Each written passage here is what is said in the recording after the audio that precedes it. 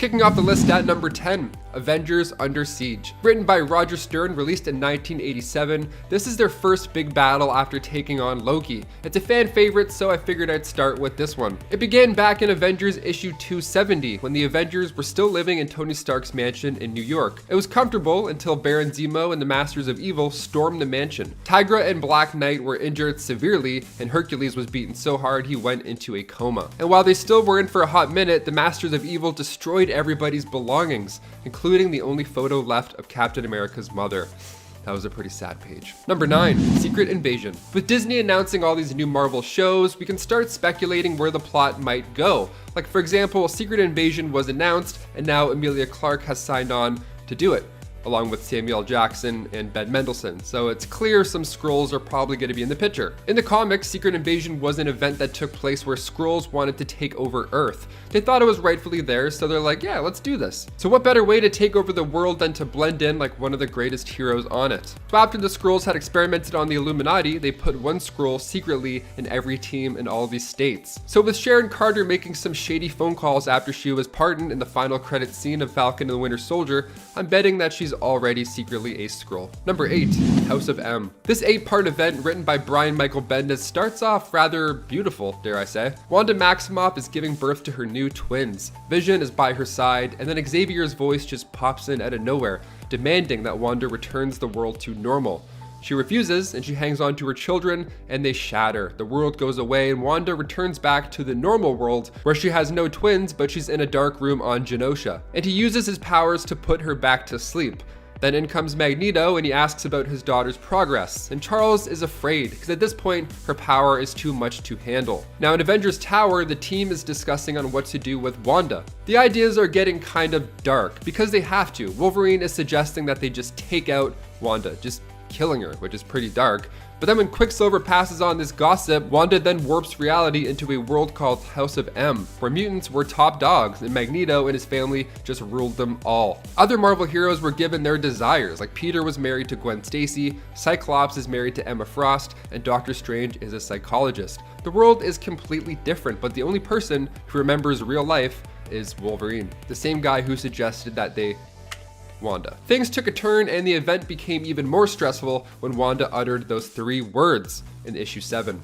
No more mutants. Number 7, Secret Empire. In Avengers Endgame, Steve uses future knowledge to obtain the scepter. He says, "Hail Hydra," Rumlow gives it over, no elevator fight needed. Nice. It was a fun moment in the theater, but the line "Hail Hydra" comes right from the comics, but this time around it's not that entertaining. The last words come from Steve after the Avengers standoff event, where it's revealed he's actually a sleeper agent of Hydra. Another pawn of the Red Skull after all. This was huge news. I mean, fans were really upset. Readers were sending in death threats to the writers. The 2017 series Secret Empire was wild. The team had to go against their own leader Cap, who was trying to take over the government with Hydra, and then eventually run all of the United States. It was crazy. Bad Steve took out Rick Jones, he took out Black Widow. I mean, it's fair, readers were upset, really. This is a nightmare. In the end, it was concluded that Bad Cap was a double and Good Cap was actually locked in the Cosmic Cube. Number 6, Axis. When Red Skull abducted numerous mutants and Inhumans, Magneto tracked him down.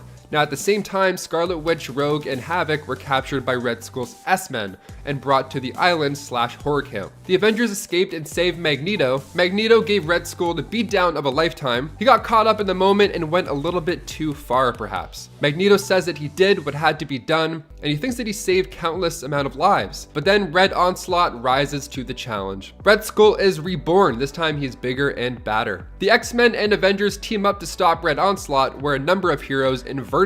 Yeah, their personality and moral compass just totally flipped, which certainly didn't help the situation at all. But the fun part is when our villains also get inverted and they join the Avengers to stop Red Onslaught. So it's a mess. It's a big fun mess. Number 5, Age of Ultron. This one just starts off hot right off the bat. Hawkeye is sneaking into this abandoned building, just taking dudes out slowly. They have Spider-Man captured and he looks terrible. He looks like he just got hit by a freight train. Now in the MCU, Tony and Bruce are the masterminds behind Ultron, but in the comics, it was actually Hank Pym. Ultron made his first debut back in 1968 in Avengers issue 54, and in the comics, Hank Pym was actually the father of Ultron. He actually has the same brain patterns as Hank Pym, because he figured it needed personality, much like our MCU version of Ultron is another personality of Tony Stark's. So cut to the comic event Age of Ultron by Brian Michael Bendis.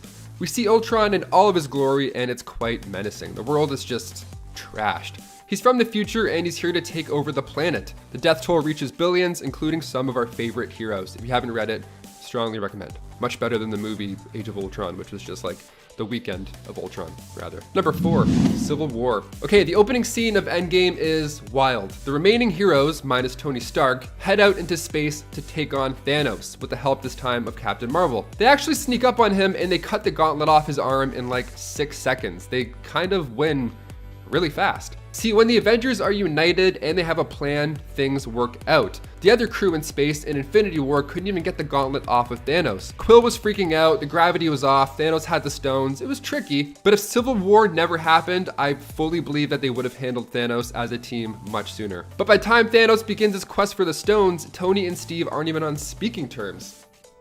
Okay. This all comes down to the events from Captain America Civil War. Now this ends with Tony and Steve fighting it out, and Cap drops the shield. Tony blasts off Bucky's arm. It's heartbreaking to say the least, but it's one of my favorite Marvel movies.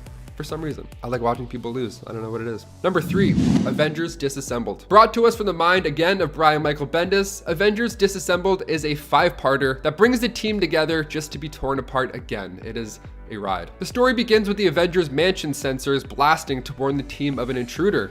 Now the intruder is the Jack of Hearts, who actually died beforehand saving Cassie, Ant-Man's daughter. So what's going on here? Why is he here? Well, Jack blows up, taking half the mansion out with him, along with the life of Ant-Man. That's crazy. And then the Vision crash lands with the Quinjet, starts attacking the rest of the survivors, and then She-Hulk comes out and rips Vision into 2. And then while She-Hulk was going nuts, she accidentally hurt Wasp, Captain America, and Captain Britain. She-Hulk ended up leaving the group because of the guilt inside after she just wreaked havoc. Now this whole event is wild, even before Scarlet Witch is revealed to be behind it all. Spoiler alert. This is when Wanda lost her 2 kids because, well, they weren't actually her 2 kids. They were created from Mephisto. So she was upset. Eventually, she was defeated by Doctor Strange and Magneto took over from there. Now, this is where people, and I, want Wanda to go in the MCU. Perhaps studying the Darkhold and the recent loss of Tommy and Billy, she might make a big bad comeback. Who knows? Number 2, Avengers Red Zone. Avengers Volume 3 Issue 65, titled Avengers Red Zone, is a 6-parter that begins with this mysterious red cloud coming through South Dakota. Oh, this is a nightmare. So it's bringing a plague, basically. It's a red mist of doom. It's kind of like the movie The Mist, but without monsters, although it's just as terrifying. So everybody wears masks, because you know that's what happens when there's a plague and you don't want to, die. You wear masks. Weird concept, I know. But it's still a war zone. People are dying off fast. Now in comes Captain America and the Avengers to save the day, figure out what's going on. And the team struggles here a lot. They get sick, they get infected, their motivation is just low, their team members are dying off, and things come to a fun turn when Iron Man and Black Panther create a cure. Great, but Iron Man gets trapped by Red Skull come part 6. The team is not looking good at this point. Cap is down, so Tony takes his suit off and exposes himself to the mist in order to give Steve CPR. No sacrifice, no victory. Sam Witwicky. And finally, number 1, Infinity Gauntlet. Coming from the minds of Jim Starlin, George Perez, and Ron Lim, Infinity Gauntlet was released in 1991, and Avengers Infinity War mirrored a lot of what happened from that event. Yes, Thanos wanted to take out half the universe because he wanted to impress Mistress Death this time around. He wanted to be her equal, whereas in the movie, he just wanted to fill people's bellies. The film adaptation was, in my opinion, Marvel's best work. All those characters in one movie, it felt smooth, it didn't feel long, it didn't feel slow at any part. It's kind of great. In the movie, when Thanos is obtaining these gems, he toys with the Avengers in a similar way. In the comic, he turned them into strings and cubes, and then in Infinity War, Drax and Mantis had that happen to them as well. Even in theaters, I was like, this looks familiar, the whole cube thing. There's plenty of other references, it's awesome, and it's hard to make a list about the Avengers losing and not including the time we all paid them over $2 billion to lose. And that was Avengers Infinity War. Thanks, Russo brothers. Coming in number 10, we've got Wolverine. Say it isn't so. The Hulk and Wolverine never would fight. They're both so friendly and easy to get along with.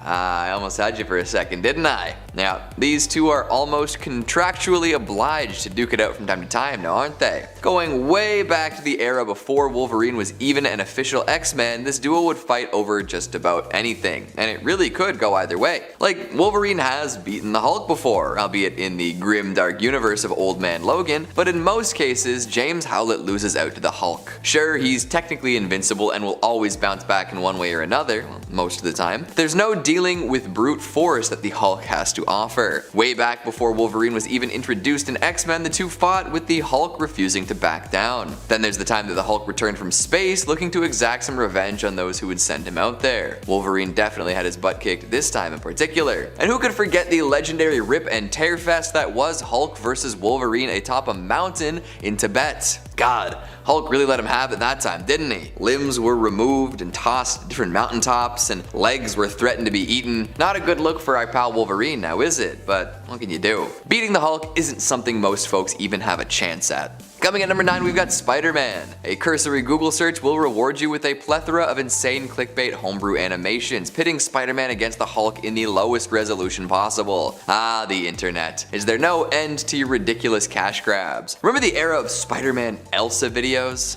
What a time to be alive. However, the bouts between Spider-Man and Hulk don't end at cheesy animations and gaming channels. There are indeed a few fights between the two in official Marvel stories. Cool, popular, and versatile as Spider-Man is, there really isn't a way for him to beat the Brute in head-to-head combat. He's got super strength and spidey senses, but that's not enough to take out a towering monster of flesh and gamma radiation. He's used his smarts to great effect in the past, putting other heroes' technology and strategies to use in defeating overpowered opponents. There are instances of Spider-Man outmaneuvering Hulk too. And there was also the time that he had some godly cosmic powers, but that's not exactly fair, is it? However, in the end, our green pal will likely come out on top of any fight between these two. Most times, Spidey would be best just to hide out until the Hulk leads. If he's less lucky, he'll get walloped and pass out, which has happened a couple times. The Hulk is pretty strong. Coming at number 8, we've got Iron Man. Wait, aren't these guys both founding Avengers? Why would they ever have to fight? Well, that's the thing, there's always a reason or two. They've got big, science-centered brains and plenty of power for sure. However, Tony Stark tends to get on people's nerves and also makes a bunch of decisions without consulting others. The Hulk does not take well to this, not one bit. So of course, the guy with the craziest technology is going to have to take on the sheer physical might of a creature that thrives on anger. It's just gotta happen. And fight they do, but here's the thing. It's not often that Iron Man scores a decisive victory or even a victory at all. No matter how powerful and advanced he makes his weaponry, no matter how far ahead he plans to fight the Hulk, he comes with some inherent limits. His tech will eventually run out of juice, get damaged, or reach a predetermined limit. You can't really make stuff push too far past the limits of the materials it's made of. Hulk, on the other hand, will always be getting angrier and therefore stronger. He's like a perpetual motion machine of rage and fury. So even with the Hulkbuster suits, darts to sap strength, and a bevy of other interesting anti-Hulk technology, eventually this will all run out, leaving the Hulk to do what he will. It's happened time and time again, muscle beats machinery in this case. There's that time that Stark sent Hulk off into the universe, I guess, but that resulted in World War Hulk, which wasn't very fun for anyone on planet Earth. Whoops. Coming in at number 7, She-Hulk. Speaking of World War Hulk, funny how that works, right? One would think that Hulk loves his cousin too much to fight her. They have a long, strong history together, essentially treating each other as siblings, and don't often get mad, with each other anyways, despite the anger inherent in their powers. Hell, Bruce Banner is the reason that She-Hulk is the way she is. After an emergency blood transfusion, Jennifer Walters is endowed with a less intense version of Bruce Banner's condition, like a watered down Hulk. Still plenty powerful and possibly the strongest woman in Marvel, but she's not quite a match for Bruce's monster. However, like I was saying before, why would they ever fight? They're family. Well, World War Hulk changed the way the Hulk saw the world. Totally fueled by anger and revenge, he came back to Earth a changed being. And coming across his cousin, he felt no remorse in slamming her so hard into the ground that the Earth around her was turned into a crater. Holy smokes, Hulk, no mercy, eh?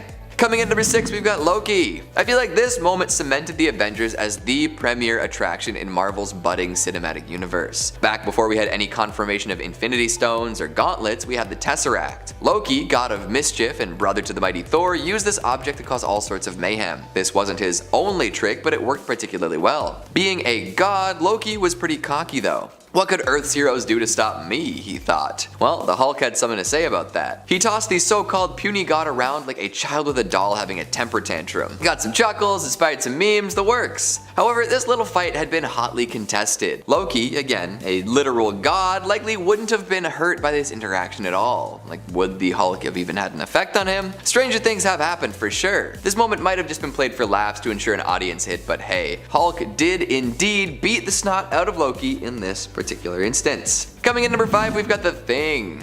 Strong arm versus strong arm, a classic trope, a legendary fight. Other than Wolverine, I'd say The Thing is one of the Hulk's most lasting hero opponents. Both considered immortal, unbeatable, impossible to damage, this is a heavyweight bout like no other. However, the Hulk definitely takes precedence when he's in revenge mode. So when he wanted to go and find and fight the Avengers, the Fantastic Four stepped in. Benjamin Grimm wanted a piece of the gamma-saturated super, so the two decided to throw down on their own. After an exchange of massive blows, eventually the Thing did drop. It's gotta hurt fighting the Hulk, but at least he can take a hit. Coming in number 4, the Avengers. Yes, all of them. That's the thing, this seems to happen quite often. Nobody really knows how to deal with the Hulk, and this is an issue that rears its ugly head quite often. Even though he is often part of the group himself, if things go a little sideways, it's not unlike the Hulk to decide to go solo after working out some frustration. And by working out frustration, I do mean slapping his former comrades around. He can do that no problem too, the Hulk is strong. Why else would Tony Stark constantly be dreaming up contingency plans related to the bulky boy? But yeah, the Avengers don't often beat Hulk if they have to take him on. Usually it's making him turn back into Bruce Banner or getting him as far away from the fight as possible, and when that doesn't work, the Hulk beats folks down and leaves. Simple as that. Coming in number 3, we've got Doctor Strange. You would think that the Sorcerer Supreme would be able to deal with a meathead no problem, a spell or two and the problem's done with. However, again, during World War Hulk, the rage proved to be a little too much. Holy moly Hulk, calm down why don't ya? Strange often sends Hulk to different dimensions or far away if it looks like things are getting too rough. In this fight, he decides to channel a universe-destroying demon to give him that upper hand. It seems to be working at first, but as is the case with many fights involving last-ditch efforts against the Hulk, the new powers can only last so long. When Strange starts to lose control of this demonic power, the Hulk is just getting angrier, and when Hulk gets mad, he gets strong. With this in mind, I'm sure you can guess what happens next. Doctor Strange, unconscious. Coming in number 2, we've got the Silver Surfer. No, not Silver Surfer, Herald of Galactus, wielder of powers beyond mortal understanding, but it's true, Hulk did indeed take out this incredible hero. Although it was under some very unique circumstances. Some very zombie circumstances in fact. Showing up just in time to see the world totally gripped by the zombie apocalypse, he does his best to help out. The number of heroes attempting to eat him proves to be too much though, and he's overwhelmed before the Hulk arrives. Using his massive size and strength to push through the crowd, Hulk consumes Silver Surfer, gaining a bit of his power cosmic along the way. Yikes. And finally at number 1, we've got Sentry. Sentry should be Earth's strongest warrior. After being imbued with the powers of a super soldier serum hundreds of thousands of times stronger than the original, he became incredibly powerful. Almost too powerful if you ask me. Thing is, this kind of strength is only barely enough to handle the Hulk. When the Hulk and his Warbound came to Earth, Sentry was there to fight him. However, they essentially fought each other to a standstill, with each reverting back to their human form. But even after all that, Bruce Banner gets the last hit in. Classic. Fighting till the very end. Sheesh. Who would have guessed that Hulk had the capacity to end all sorts of other superheroes? You gotta wonder how all these uber people feel when faced with a being so clearly stronger than themselves. Kicking off the list at number 10. Deadpool. The cancelled Deadpool 3 movie would have been pretty amazing over at Fox. We would have seen Logan and Wade on a road trip from hell. It would have been much better than the last time we saw them on screen together. Yeah. But in the comics, Deadpool and Logan have, of course, bumped heads, like in Cable and Deadpool issue 44, for example. The two are fighting at a Hydra base, and Wolverine straight up impales Wade to the wall. It's a fun comic. Wade spends the first half with his head off, just getting kicked around like a soccer ball. It's all fun and games. But finally, Logan keeps Wade still once he shoves his claws through him and into the wall. That ought to get your attention sometimes. Number 9, the Hulk. Going back to volume 1 of the Incredible Hulk issue 340 titled Vicious Circle, we find the Hulk and Rick Jones out in a blizzard. They're trying to drive, but it seems like they're only going in circles. Meanwhile, the Hulk is going nuts. He needed to get out of there. Like when you have to stretch your legs on a road trip, I get it, right? So he blasts the roof right off, and the X-Men just happen to be in the neighborhood flying by. The Hulk almost hits them mid-air after he jumps off. I would say good thing he didn't hit them, but he continued flying by and then hit a Pan Am passenger plane, so it's like, maybe he should have hit them then. So the X-Men were busy handling that, obviously, while on the ground, the Hulk landed and caused more damage. Wolverine tracked the beast down, and believe it or not, the Hulk almost snuck up on him. He couldn't catch the Hulk's scent, so it was really dangerously close. Wolverine popped his claws, turned, and then sliced the Hulk's arm, and they both looked at each other. And Wolverine, he walked away at this point. He retracted his claws. He's like, hey, remember who you are, Logan? Remember what you're doing. You're the bigger man here. And he's like, breathes, then he walks away, and then the Hulk jumps out at him and then starts it all over again. He thunderclaps Wolverine's ears to smithereens. His enhanced senses, this for sure, got the ball rolling, got him pretty upset. After this, naturally, there's mayhem. They take turns beating the crap out of each other until the fight was eventually at an end because it was broken up. But Wolverine for sure won this round. He tried walking away initially. He's the victim here, folks, don't forget that. Number 8, Spider-Man. In Spider-Man vs. Wolverine, released in 1987, we see Peter slinging across the city. He's trying to snap some pics for the Bugle, he's looking for his light, trying to get that angle right, but all of a sudden, trouble calls. He hears a young woman scream, so he zips down, and he finds the owners of a grocery store dead on the spot. So he ends up following that lead, and it brings him right into Logan's path. Now, Logan has already been doing his own plan at this point, and then in comes this kid wearing pajamas, shooting webs at people. So the two heroes now have no choice but to go loud and proud. They both fight off criminals together, and it's a fun time, but once they realize they're too late, Charlemagne had already gotten there, there's lots of bodies, so Logan naturally blames Spider-Man for ruining the whole thing. He's like, if it wasn't for you, this would not have happened in the first place. Pretty deep words. Spider-Man fires back though, he's not taking any of this. The two walk separate ways, but it's not over yet. Wolverine's meditating, he's feeling bad, Spider-Man's in bed tossing and turning. He tries to take out Charlie himself, but Peter stops him. Well, he tries to. They fight in a graveyard for a few pages, but when Peter turns around to hit Wolverine one last time, he accidentally hits Charlie instead. I'm counting this as a loss because Peter wanted to fight. He engaged and he swung without looking, and now he can't get that image out of his head, and neither can we. Number 7, the X-Men. Okay, when I say the X-Men, I mean like all of them. Big yikes. Old Man Logan, one of the best storylines of all time, also one of the darkest. In a grim future where supervillains are taking over the planet, Mysterio pulls out perhaps one of his best tricks, if I do say so myself. If this happened in the MCU, kids would throw up gummy worms. They would be mortified. Mysterio tricks Logan into fighting the X-Men. He makes Logan believe that they're all supervillains, so Logan kills them all. He feels horrible, I mean obviously, so he runs off into the woods and he tries to take himself out. That's how bad he felt, but he vowed to never pull the claws out again after that didn't work. Even Santa Claus 2, starring Tim Allen, he's like, I can't do it. I made a vow, I can't do it. Number 6, Wolverine. Hey, question YouTube, if you fought yourself, who would win? In Logan, we got to witness Wolverine fight another Wolverine, but in the Age of Ultron comic, it was actually much darker, much more brain scratching at least. In Age of Ultron, the comic, we get to see this dark future where the Avengers are getting whooped. Ultron is using Vision as a conduit from the future, like the world's most painful game of broken telephone. The Avengers don't really see a way to get to Ultron and stop him, so they send Sue Storm and Logan back in time to find a solution. Now Logan wants to just straight up kill Hank Pym, just to make sure Ultron is never created. But in doing so, this opens up a dark alternate future, so when they go back, this new timeline that they've now created made the Kree-Skrull War move to Earth. So they run into the defenders of that timeline and also Logan of that timeline. Wolverine versus Wolverine, what a time. The time-traveling Wolverine beat alternate Wolverine, so everybody wins. Or loses. I'm not sure in this case. My head hurts, to be honest. Let's move on. Number 5, Teen Mutant. He doesn't have a name, so we'll just refer to him as Mr. Teen Mutant Boy, whatever you want to call him. He doesn't have a name because he's only around for one issue, spoiler alert, despite having an insane power. Let's talk about it. Ultimate X-Men issue 41. Now at first glance, he looks like a regular kid. He's got posters on his wall, one of which is Wolverine with the caption, "Be different," which is pretty amazing given how his day is about to go down. He wakes up, he's ready for school, he's looking for breakfast because he doesn't know how to make food. Apparently his mom is like the only one that can make him breakfast. So his mom's nowhere to be seen, so he doesn't eat. Only a pile of her clothes remain on the ground, and he's like, okay, so he goes to school. He doesn't call the police like a psychopath. If you ever see this, definitely call for help, absolutely. He continues on, he goes to school, but on the way there, he sees a collar on the ground on the sidewalk, but no animal. Again, more articles of clothing just strewn about. But then finally, he sees people. Okay, he's not going crazy. This is a good sign. We have real,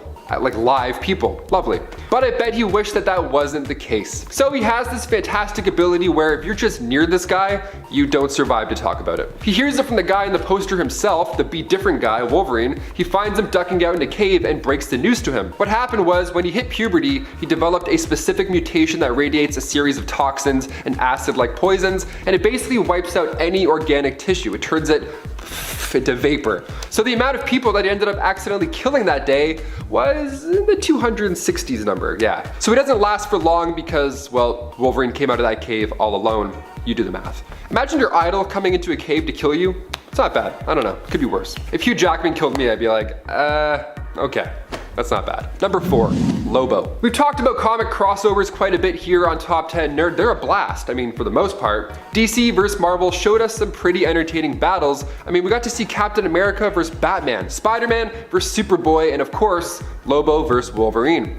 The third issue out of the 4, we find Logan bad-mouthing Lobo's favorite bar. Logan is talking smack and Lobo interrupts him with a nice chain to the chest. That ought to hurt. Wolverine ends up walking out of the bar smoking a cigar. Also, he's alive. How did this happen? We're not sure how this one ended up going down, as most of this fight happened behind the bar, but to kill an immortal man, good on you, James. Number 3, Jean Grey. This next one played out in live action in everybody's favorite X-Men movie, X-Men The Last Stand. So good. It's not.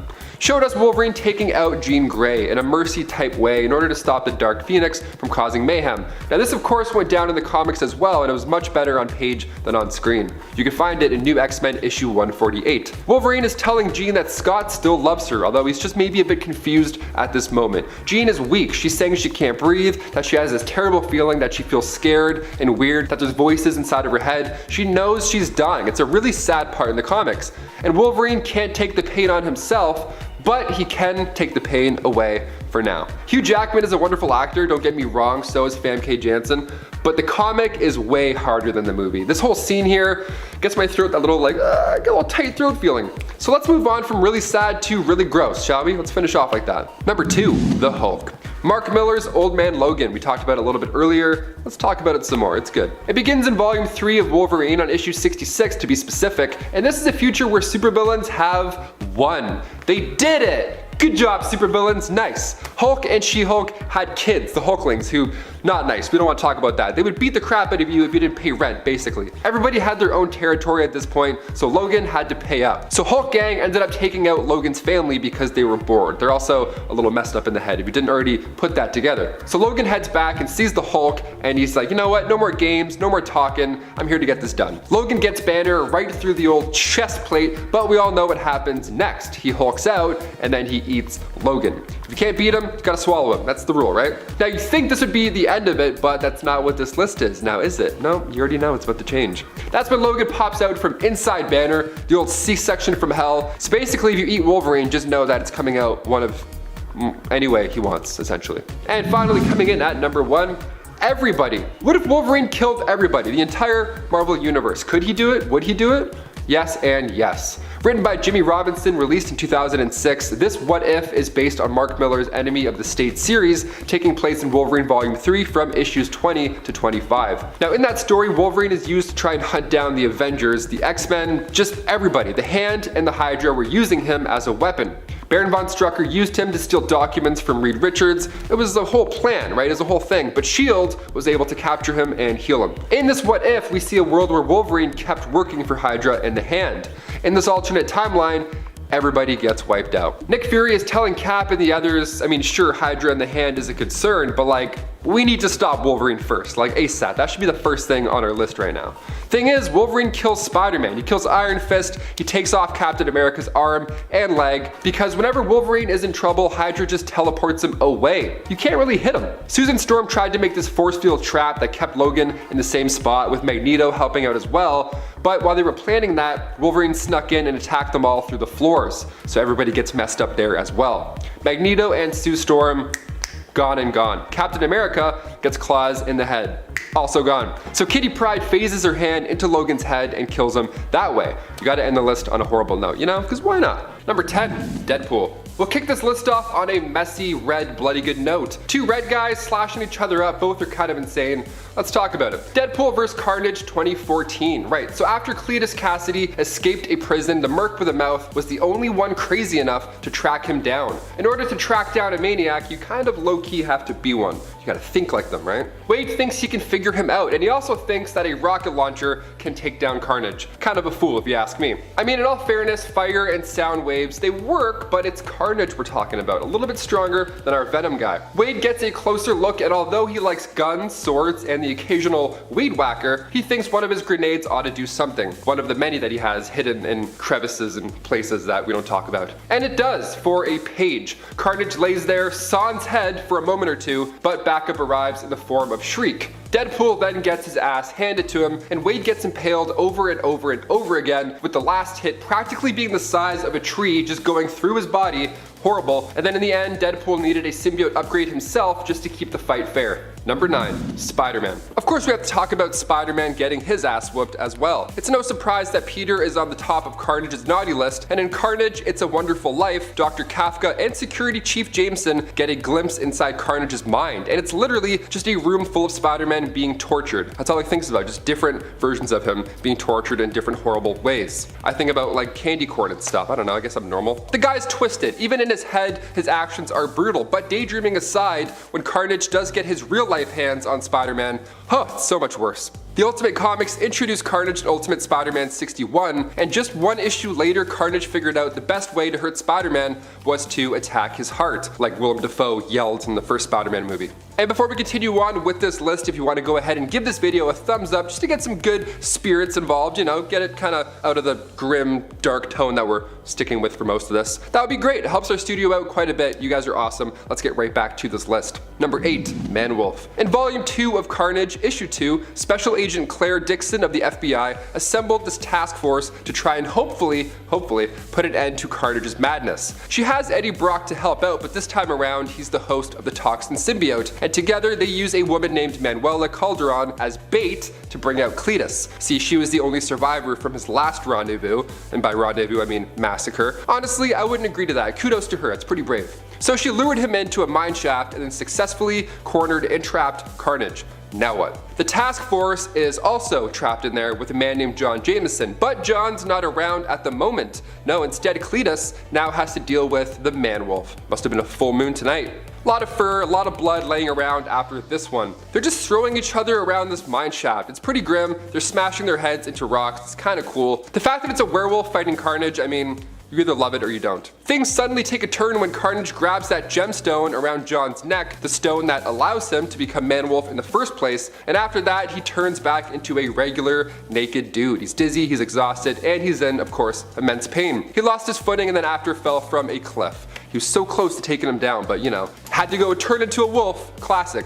Did you know Jupiter has 52 moons? If you were a werewolf on Jupiter, you'd be so busy. Number 7, Silver Surfer. In The Amazing Spider-Man issue 430, once again Cletus was running around the city just attacking bystanders, throwing desks, giving people a finger, just anything horrible, being the worst ever. Luckily, the Silver Surfer was in the cosmic neighborhood and got to offer a helping silver hand to Spider-Man. The symbiote sees the Silver Surfer and it's intrigued, so much so that it leaves Cletus naked again on the street in order to bond with Silver Surfer. He sees all that power and he's like, I'll take some of that, please. He then becomes Carnage Cosmic, and I gotta admit, he looks pretty sweet. In terms of hosts, that's a pretty high bar to set right there. Silver Surfer ended up handling him, you know, getting him out, but honestly, I'm kind of disappointed. Carnage on a surfboard, it's pretty intriguing. Sign me up. Number 6, Ghost Rider. Alejandra Jones first appeared in Marvel Comics in Ghost Rider Volume 7. She was sold as a child and ended up in Nicaragua, where she trained in a temple to solely become the next Ghost Rider. When absolute carnage goes down, she's trying to now protect her village, but things get crazy when Carnage rips out her spine and then eats it. Now, normally that would be the end of it. Like, that's enough to be, you know, considered a beatdown, an awful beatdown. And for Jones, that was the end of it, but when Carnage ate that spirit spine, he now obtained the spirit of vengeance temporarily, which is just ultimate madness. I kind of like the way he looks though. I mean, you know, completely evil and spine eating aside. I like it. Number 5, the Mercury team. The more fighters we have, the better chance we have, right? When the US Army put together a task force called the Mercury Team, they thought they had a chance because each member was a soldier from a unique military branch. And also, they each got to use a symbiote for select missions. That ought to help out a little bit. Like say when Carnage is loose in Colorado, time to call these guys in. The 4 symbiotes they use are Lasher, Phage, Agony, and Riot. And yes, they also have a symbiote attack dog, which is just amazing. Still cute. Goopy, but cute. When they aren't being manned, they're to remain on ice, just waiting to be used again. They sound like the only chance to win here, but when Carnage finds their secret base first, with all those frozen suits and symbiotes, well, what's the point after that? This was the last we see of the team, obviously, but those 4 symbiotes bonding with Wade, you gotta admit, that's a pretty great deal. Number 4, Nova. One day you're skateboarding looking for your missing father, and then all of a sudden you fall off your board and wake up to Rocket Raccoon and Gamora. You know, those classic days. Yep, the duo wake him up and say they're also looking for his father and his black Nova helmet. So now this kid takes up the Nova title, works with the Avengers, the New Warriors, and the Champions, completely stepped up to bat. He was 15 only, kid was killing it. And in the Avengers X-Men Axis storyline, our heroes and villains switch sides. Their moral compass completely flips. So afterwards, when Carnage goes back to psycho mode, he needs to now soak up more evil. He's got to make up and remind himself who he is. So he goes to Sam's school and then makes a mess there. Horrible. Those poor kids. Nova fights him off, but the fight is more of a tie than anything. They just both kind of do this. Nova's not, and he's not looking too good here. Number 3, Venom. Okay, we're finally seeing Venom and Carnage go at it on the big screen next month. Hopefully, I'm fully convinced Woody Harrelson is going to steal the show. I'm so excited, but how will the fight end? In the comics, Venom and Carnage have had some serious blowouts. Will Venom eat Carnage like a midnight snack? Will Spider-Man have to come in and take Venom's side, singing Strangers in the Night, of course, while they do it? The beatdowns go back and forth for Venom and Carnage for the most part, but one of the best storylines for me was, of course, Absolute Carnage. Carnage's connection to Null makes him this godly version of himself, and he gets beat so hard in the first issue that Venom is the one to suggest leaving. He's like, hey, I can fix you, but we have to leave like now, like ASAP Rocky, we gotta go. Number 2, Miles, Human Torch, and more. In Amazing Spider-Man issue 7099, we see Red Goblin on the cover. The lovely combo comes to life when Osborn gets his hands on the Carnage symbiote. In their first battle, Spider-Man lost, but afterwards Peter called forward some help, some backup. He had the assistance this time around of Miles Morales, Human Torch, Clash, and Silk. Usually the Human Torch would be enough to get some damage done, but with both villains now with their powers combined for Red Goblin, it was much harder. It was almost useless to blast fire at him. They all got their butts handed to them. Nobody was prepared for this level of power. But luckily, Anti-Venom came in to throw some hands back because Red Goblin was seconds away from finishing all of them off. Even after Flash had healed them, they didn't spring back up and start kicking people in the neck again. They were down for the count. It wasn't looking good. They were no longer a formidable team at all. And finally, number 1, the Avengers. Speaking of teams getting their ass kicked, somebody as big and as bad as Carnage, who else to call but Earth's mightiest? In Carnage USA, Carnage has the ability to create clones of himself. Now he can use multiple hosts, and he takes over a town at one point. It's really stressful. The team heads to the town to figure out a solution, so we got Spider-Man, Cap, Logan, The Thing, and Hawkeye. Everybody ends up getting the symbiote treatment, resulting in one of the coolest but scariest situations ever. Spider-Man tried to warn the team, but they did their Avengers thing and rushed in as a group to kick some ass. Oops, everybody gets hit except for, you guessed it, Spider-Man. So now it's up to Peter to save the entire team of Avengers in Carnage USA. What a ride, you must check it out. Kicking off the list at number 10, Captain America. Wolverine Origins began back in 2006. It ran for 50 issues and it kicks off with Wolverine on a mountaintop with the Muramasa blade. Now he's had all these memories returned to him from the events of House of M, and now he wants a little payback on all those responsible for messing with his life. He took on Nuke in the Vietnam fields, and then in issue 4, Captain America joins the battle. They take turns bashing each other in, metal slashing around, they're just punching each other in the head. It's good fun. Cap gets the upper hand on Logan when he crushes the tendons in Wolverine's forearms, but a mighty kick to the hematoma lump on Steve's thigh buys Wolverine quite a bit of time to recover. Cap catches up and the fighting resumes, but Wolverine has the blade this time around, and an injured Captain America stands no chance. If it wasn't for the X-Men intervening at the last second, Cap would have lost a lot harder. And before we continue on with this list, if you want to go ahead and give this video a thumbs up, that would be awesome. You know, it helps us out so much, and then in turn we can help you out and bring you that nerdy goodness. So hit that thumbs up, you guys are the best. Back to the list. Number 9, the Hulk. He's fought the green guy quite a few times, okay? And for this one, it's not really a fight per se. Savage Wolverine began back in March 2013 from Frank Cho. The series ran for 23 issues. Now when a S.H.I.E.L.D. Geological Department vessel with Shauna the She-Devil crashes onto the Forbidden Island, Wolverine wakes up now in Savage Land. His claws are immediately out, as they should be, and this comic wastes no time. A Velociraptor attacks him right away. What a rude awakening. He saves a S.H.I.E.L.D. agent, takes off a head or two, and then heads back to the ship. Shauna the She-Devil greets him with joy and then fills him in. She was assisting a team of surveyors in mapping out the western part of the Savage Land when all their gear went dark, just like that. Some machine in the land's center was creating a dampening field, so now they're all stuck there. Shauna gets killed, but later on resurrected by the Neanderthals. Wolverine continues to find this machine, but he has no idea that she came back to life. But when Shauna meets up with Amadeus Cho in issue 3, some new info comes to light. That machine is also powering the jail cell for a powerful ancient alien in the mountain. And Wolverine is about to shut it down. How lovely. He takes on some giant gorillas, and when he gets close to the machine, the Hulk shows up. They're about to talk it out when one of those giant gorillas returns and then bites the Hulk. They fight it out a bit, and then Wolverine jumps in and quickly ends the action with one swift shink to the brain. That ought to do it. Number 8, Cyclops. The X-Men Schism storyline from writer Jason Aaron comes a 5-part story that begins with Wolverine acting as Cyclops' bodyguard at an international arms control conference in Switzerland. Mid-speech, Kid Omega returns, and he makes everybody start spilling all their horrible, deep, dark secrets. Cyclops and Logan are immune to this because, you know, superpowers. Sentinels are soon deployed worldwide, and a new Black King of the Hellfire Club is elected, Cade Kilgore. Cade's first plan of attack is to surprise the X-Men at the opening of a mutant history museum, and then the world is chaos. The only mutant left standing is the young Ida Okonkwo. Wolverine tells her to run, but Cyclops argues for her to stay as she's the only one that could possibly save everybody there. Ida ends up taking out the Hellfire henchmen, she saves the people, but Cyclops and Wolverine are arguing over if this was the right call to make. As the Sentinel approaches Utopia, Logan is imploring Scott to join the other kids and leave the island, because he plans to blow it to smithereens. They're not seeing eye to visor, so Scott makes it personal to get Logan's attention. He says, out of the blue, "She never loved you, by the way. You always frightened her."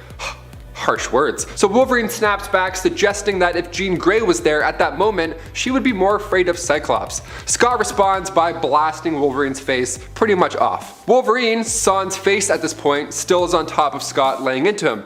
I would say this is a tie at this point, but seeing how they look after the X-Men save them, Scott's in much worse condition. That's why you don't melt off Logan's face, man. It doesn't end well. The guy can heal. Just stop. Number 7, Quicksilver. After Quicksilver took the keys out of Cyclops' ride in Ultimate X-Men issue 3, you would think he had successfully thwarted the X-Men. All he has to do now was evade a hefty optic blast and hit the road. That was no problem seeing how he's the fastest man on the planet, but being the fastest doesn't mean you always have the upper hand. Sometimes you have to be the smartest.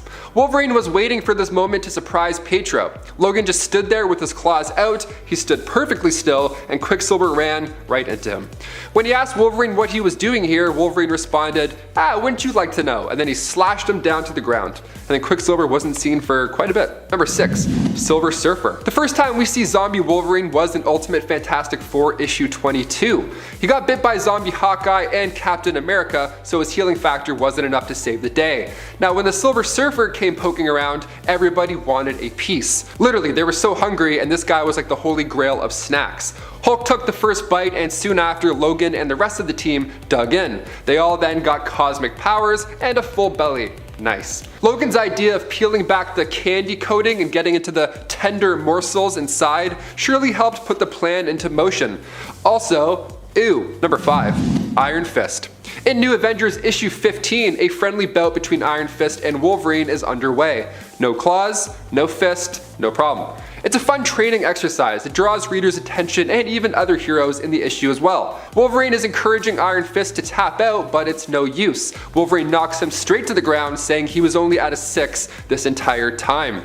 Out of breath, Iron Fist replies that he too was only at a 3, so Out of breath, Iron Fist replies unconfidently that he too was only at a 3. Okay. I don't want to be around either of these guys when they're at a 1. No thanks. Number 4, Age of Apocalypse Cyclops. Doesn't matter which universe you're indulging in, odds are Wolverine and Cyclops will go at it at some point.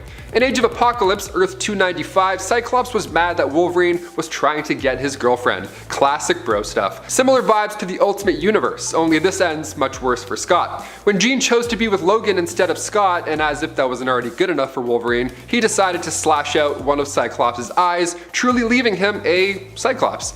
Nothing like having that reminder on your face. What a harsh way to get dumped. Number 3, Namor. Namor the Submariner, Volume 1, Issue 24, titled Green War, was written by John Byrne, and it features Namor returning to Earth to investigate a Hilrithri invasion, which was the sentient plant race. Now they got Wolverine and forced him to fight Namor. Even on page we're told Namor's strength is far greater than Wolverine's, but Logan has speed and therefore gets the upper hand. The fight was interrupted by the Sorcerer Master Khan, who took out the plant dudes and brought Wolverine back to normal. But if this had continued, Wolverine would have kept slashing and kept healing. No water guns would have helped you this time, Namor. Number 2. Ultimate Cyclops. Ultimate Wolverine gets pretty jealous, and he takes things to a new height, literally, when he discovers that Jean Grey truly loves Cyclops. So Logan, now there was a deep rift growing between the two of them. So Charles was like, hey, why don't the both of you just go to Savage Land, work your stuff out, have some bro time, maybe become best friends, I don't know. They did not work it out or become best friends, at first. See, what initially happened was Wolverine let Cyclops fall to his death off a cliff just so he can get Jean back. That's like some Lion King teen drama stuff, that's wild. Cyclops survived and then exposed Wolverine to the crew and then made him feel horrible about what he'd done, even letting Logan stay on the team. What a weird punishment. So Wolverine ended up changing his ways and becoming a leader, eventually becoming a role model for the younger X-Men, being friends with Cyclops later on. All it took was letting him fall to his death first. That's it. And finally, number 1, Shang-Chi. We're all counting down the days to see the newest MCU hero hit the big screen. Shang-Chi was first introduced to readers back in 1973, Marvel Special Edition. Since then, he's earned himself a spot on the Avengers and of course has appeared in other comics from time to time, like in X-Men Volume 2, Issue 62, titled Games of Deceit and Death. The X-Men seek out the help of Shang-Chi to take down Sebastian Shaw, but in comic book fashion, a little scuffle was to be had first. Wolverine compliments the punk on his first blow, even telling him that the first blood is his. But when you throw down with Wolverine, you throw down with the best there is. Wolverine has him pinned down and he's ready to finish off Shang-Chi, but luckily Storm came in and just settled it. What an exciting way to meet the X-Men, damn. Number 10. Goku. This fight was non-canon but has been the focus of more than one death battle video. Unfortunately, the odds of this happening in the pages of a comic or a manga seem slim, but hey, you never know. The only reason I'm actually ranking this one so low though is because of its non-canon status. Because who wouldn't want to watch a fight and see Superman triumph over Goku at the very end? We all assumed these two would have a great fight as they seem so evenly matched, both being from very strong alien races and almost the last of their kind. Goku got bested both times due to his desire to keep it a fair fight. In one of the death battle videos, Goku actually could have won if he had decided to use kryptonite, but he kind of felt like it was cheating, so wah wah, you lose. Goku just wants to win on brute strength alone. It's all about the power levels.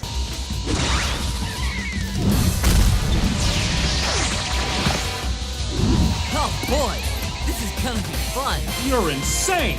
Number 9. The Elite. This entire team of anti-heroes got Superman's attention after they started dispatching villains in a brutal and violent way, even killing them. Superman, being very anti-violence, disagreed with their methods and told them to stop it. But their leader, Manchester Black, a powerful telekinetic, refused, laughing in Superman's face. Much to Kal-El's dismay, the team also seemed to be gaining popularity among civilians. The team and Superman eventually came to blows, and just as they thought they had won and defeated him and potentially killed him, Superman reappeared and seemed to hang up his morals momentarily in order to kill them all. The whole battle had been filmed and broadcast, so Manchester Black at least was able to declare that this proved that Superman was no better than they were. He was actually the only one left alive at the end, although Superman did apparently zap his powers away from him.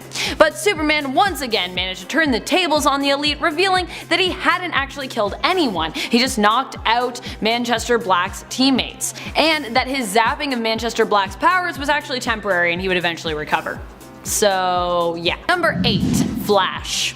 On the alternate Earth 2, Darkseid managed to create a clone of Kal-El, which appeared to possess almost all of the original Kal-El's memories actually. This version of Superman was known as Brutal, and while Superman often struggles to win against the Flash in the main continuity, this version of Superman both outran the Flash and managed to catch him. Even worse, he aimed to stop Jason Garrick, Earth 2's current Flash, from running away from him by crippling one of his legs. Ouch. Number 7. Maxima. Based off of a similar interaction from the comics, Maxima of the royal house of the planet Almerac offered herself to Superman in the Superman animated series. She told him that they were a perfect genetic match and promised that if he was able to best her in combat, she would wed him. He told her that he wasn't interested, which caused her to start a fight with him. He did end up defeating her, but this only strengthened her attraction to him more. Delighted she had finally found someone who she deemed her equal. He beat her, but then she kidnapped him, because that's what you do, I guess, when you're in love with someone and they beat you in combat. Number 6. Batman. Usually Batman is the one that beats Superman. Despite not having superpowers himself, he is pretty much always prepared going into battle with Superman, or with anyone for that matter. It's his superior planning skills and ability to be prepared for any outcome that always gives Batman the upper hand usually, and the edge in a battle. But what happens when Batman is without this skill? In the Justice League origin storyline from the New 52, we get to see what happens when Batman and Superman fight for the first time. Without Batman's extensive knowledge of Superman, he is left insanely vulnerable to the superpowered Kal-El. Green Lantern even attempts to help Batman out when all of Batman's gadgets that he would normally use to dominate in a fight seem to come up short. But even Green Lantern and Batman together proved no match for the Man of Steel. Super tickles! No. Gucci, Gucci, Gucci, Gucci, Gucci, Gucci, Number 5. Damian Wayne. No, we're not talking about the new R-rated series that drops F-bombs and C-words and anything else it can to prove that it is indeed adult. Harley has had a run-in with young Damian as early as episode 4, but for this, we're once more looking at the Injustice universe. Here, Damian is Nightwing, a mantle he took up after accidentally killing his older brother, Dick Grayson, in a moment of anger. This would of course put a huge distance between him and Bruce. Dick's his favorite, don't at me. He ends up allying with the regime, and as a result, when he gets into it with Harley, she is not here for it, and she hands his butt right back to him, channeling all her rage at what she feels is his mistaken allegiance all the way back at him. This ties into her feelings about her former relationship with the Joker. She goes so hard she nearly kills him and needs to be pulled off. Take that, training with the League of Assassins that doesn't have anything on angry Harley Quinn. Number 4. The Hulk.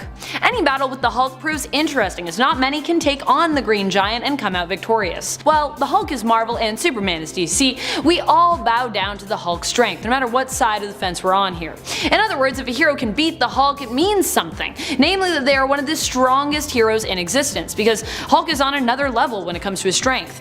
During this crossover, Bruce Banner ended up being agitated by Lex Luthor and transforming into the Hulk in Metropolis. With innocence in danger, Superman swooped in and was forced to fight the Hulk out of the area. Superman fought him all the way to his Fortress of Solitude, but found himself unable to calm the Hulk down, and was forced to beat the Hulk by punching him so hard that he was knocked into the Phantom Zone. Now that is some strength. Number 3. Dr. Fate. This battle was a surprisingly quick one. You would think that it wouldn't even be a fair fight for the Man of Steel due to his weakness to magic, a weakness that really only exists to prevent him from being so overpowered. Remember the original Superman, like before the 80s? No weaknesses, and he just seemed to have a limitless amount of convenient superpowers? Oh, those were the ultimate days for a caped vigilante. No longer, unfortunately. Superman was retconned and given limits and weaknesses to make him a more interesting character. After all, everyone enjoys reading about his struggle. We want to see Superman, try and fail sometimes. This battle between Dr. Fate and Earth 2 Superman, the Kal-El clone known as Brutal, was not that though. Not a struggle. Not at all. Superman snuck up on the magical hero and smashed his helmet, which is kind of Dr. Fate's power source. Therefore, in doing so, he instantly defeated him. Well, that was easy. That was easy. Number 2. Thor. In the JLA/Avengers series from 2003, we saw the two famous superheroes from competing comic book powerhouse publishers come to blows as they raced one another to prevent the opposing team from seizing the 12 items of power. In the series, we saw a battle that put Thor up against Superman in the Savage Lands in a one-on-one fight over the Cosmic Cube. These two strong characters had always been a heated topic of debate for fans who mulled at who would be the victor should the two come to blows in a crossover. The answer? Superman proved to be the stronger after stopping an attack from Thor and then just KOing him in a battle, ending the famed debate once and for all. Just kidding, I'm sure everyone's still debating. Y'all can have a debate in the comments who you think would win again in a fight. Number 1. Shazam. In the Injustice Gods Among Us video game, we saw these two similar heroes come to blows. While many might think that Shazam having magic at his disposal would allow him to make quick work of Superman, being that Superman's weakness is magic, turns out they'd be wrong. In Injustice, we see a darker side of Superman, one who is no longer holding back his power. He freezes Shazam's mouth shut and melts his brain with his heat vision after Shazam disagrees with the Man of Steel. Yikes. Remind me to never get in an argument with Injustice Superman.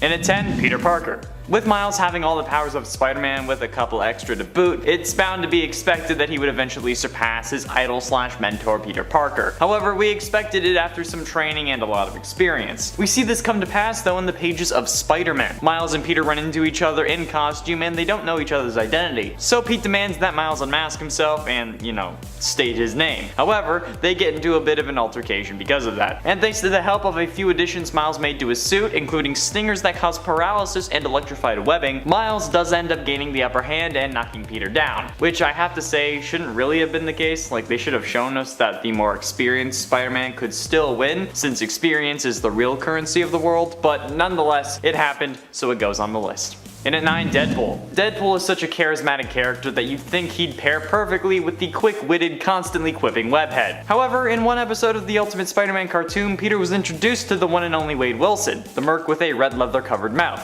Kinky. The fight quickly turns into Peter and Wade literally slapping each other, so it's safe to say that this is bound to be interesting. However, Deadpool somehow pulls Peter into his mind, turning the fights from a fisticuffs to Deadpool hunting a Spider-Man whale with a harpoon, a la Lewis Brinley, and getting trampled with giant animals and verbal puns that caused physical harm. Deadpool is literally a bard using vicious mockery in this scene, and I don't think that anyone can fight me on that point. Straight up, this whole episode is hilarious, and the fact that Deadpool can't say the word kill just makes me think about YouTube censors. So it's relatable too.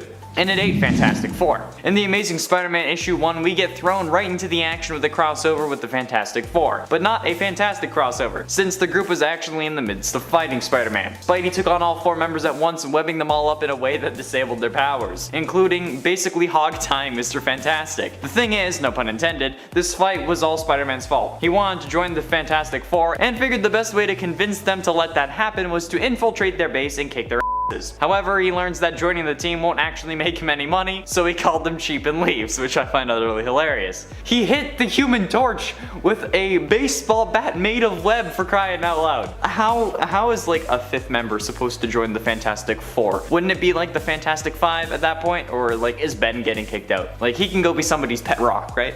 And at 7, Iron Man. Iron Man and Spider-Man may have a father-stepson-like bond in the MCU, however, things in the comments are much more professional than that, aside from the Iron Spider storyline, I guess. There are multiple instances of Iron Man and Spider-Man fighting and Peter coming out on top, like in Amazing Spider-Man number 536, where he had some assistance from the Venom symbiote and actually exploded the Iron Man suit from the inside out. This was during the Civil War storyline where Tony believed that heroes needed to register their secret identities to be able to continue fighting. After this, however, Spidey does join Iron Man's team and reveals his identity as a result. This then leads to the One More Day storyline that some people believe to be the story No Way Home is inspired by. However, now Spidey takes on Iron Man as Peter Parker, using his organic webbing to string him up real good. There was also the Amazing Spider-Man number 588 fight where Tony shuts down the Iron Spider suit with a voice command, but Peter had built in a counter voice command and surprises Tony, managing to web him up and flee. The counter voice command, I guess, was also surprised.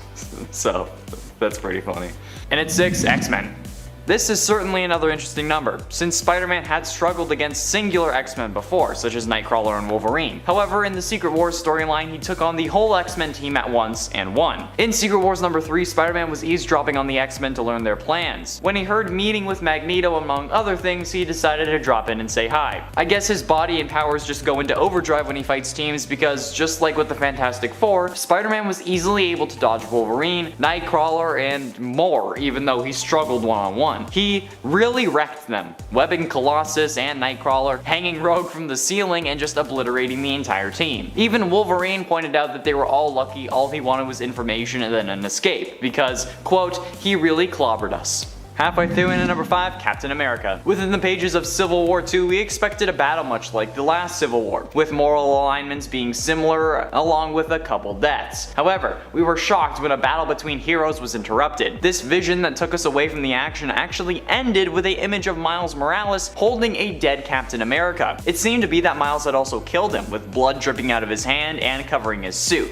Would this really come to pass though? Civil War II was based on the belief in using the visions of an Inhuman known as Ulysses to prevent disasters before they occurred, and heroes that felt taking action based on these prophecies were irresponsible, which is where this vision of Miles killing Cap came from, since these visions resulted in preventing multiple tragedies but also got War Machine and Hulk killed. But we did see an explanation play out in Secret Empire number 7, when a rage-filled Spider-Man nearly beat Captain America, who was remade by Hydra using the Cosmic Cube, to death after Cap had killed Black Widow. But that's all in the past. 5 years in the past to be exact. In it for Wonder Woman.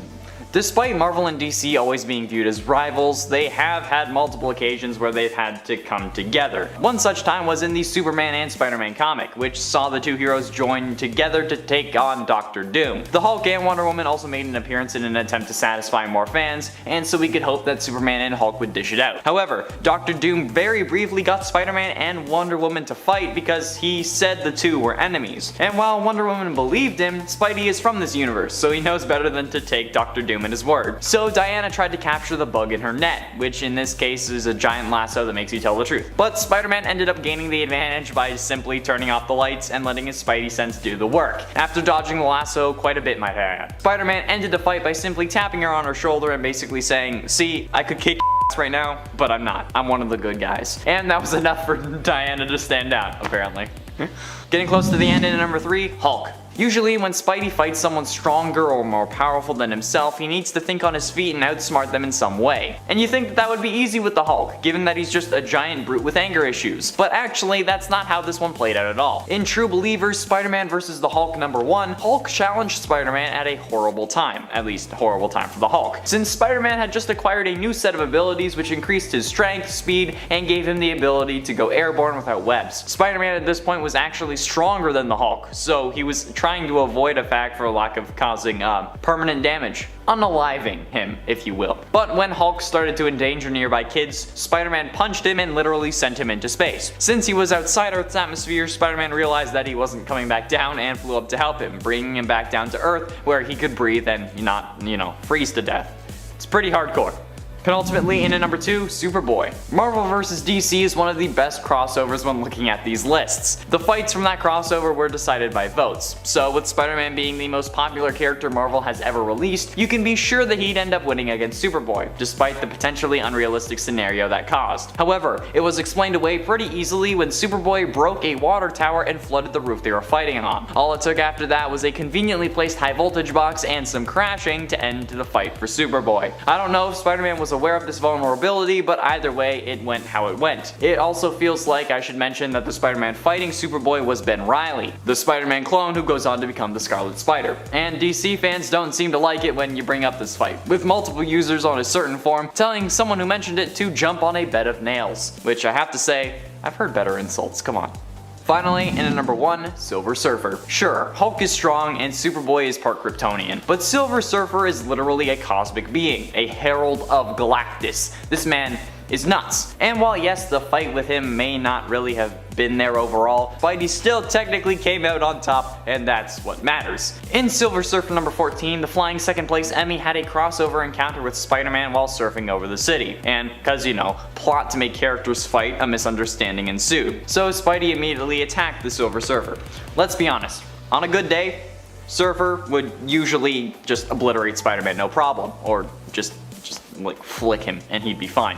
But on this occasion, the Surfer was actually already weak from a previous encounter, and on top of that, he just didn't want to fight. The Silver Surfer repeatedly tried to avoid battling Spider-Man and even saved Spidey from falling off a building, but Spider-Man wouldn't let up, knocking the Surfer off his board and taking the fight to him on the rooftops. Silver Surfer finally just got fed up with the violence and then made a decision to retreat, but first had to save a child who had taken his board. I mean, like, come on, you could have at least given the kid a few minutes. Him saving the kid is what finally clued Spider-Man in that the Surfer was a good guy, but technically, Spidey wins by default. He didn't die, so that's a win to me. That's what matters. And at number 10, Captain America. In Uncanny X-Men from 2013 Volume 3 Issue 3, Cyclops takes on Captain America. At the time, Cyclops and his team of X-Men are seen as either visionary revolutionaries or dangerous terrorists. Captain America attempts to arrest Cyclops for Charles Xavier's death, more on that later, and the two duke it out. Sort of, with Cyclops leading a group of X-Men and Cap leading the Avengers. Cyclops entices Cap to attack and ultimately wins this little standoff thanks to another mutant, a younger mutant by the name of Ava Bell, under his command. She creates a time bubble of sorts, freezing the Avengers before they can even lay a finger on the X-Men. Cyclops then gives a whole speech that's captured on video about how the Avengers won't fight for the rights of mutants and won't let mutants fight for their own rights either, before teleporting away to safety. I mean, I don't know about you guys, but yeah, Cyclops came out on top there. Sorry, Cap. And at number 9, Young Cyclops. Cyclops versus Young Cyclops. This was a thing that happened in all new X-Men Volume 1 Issue 4. Sort of. The two never engage in a one-on-one battle, but let's backtrack for a second here. In 2013, in All New X-Men, the original group of X-Men from the past were brought to the future by Beast. Upon arriving, tensions were high as the young X-Men learnt their fates. Now at this point, Cyclops had killed Professor Xavier, like I said, more on that later, and young Cyclops is pretty darn tormented by what his future self would become.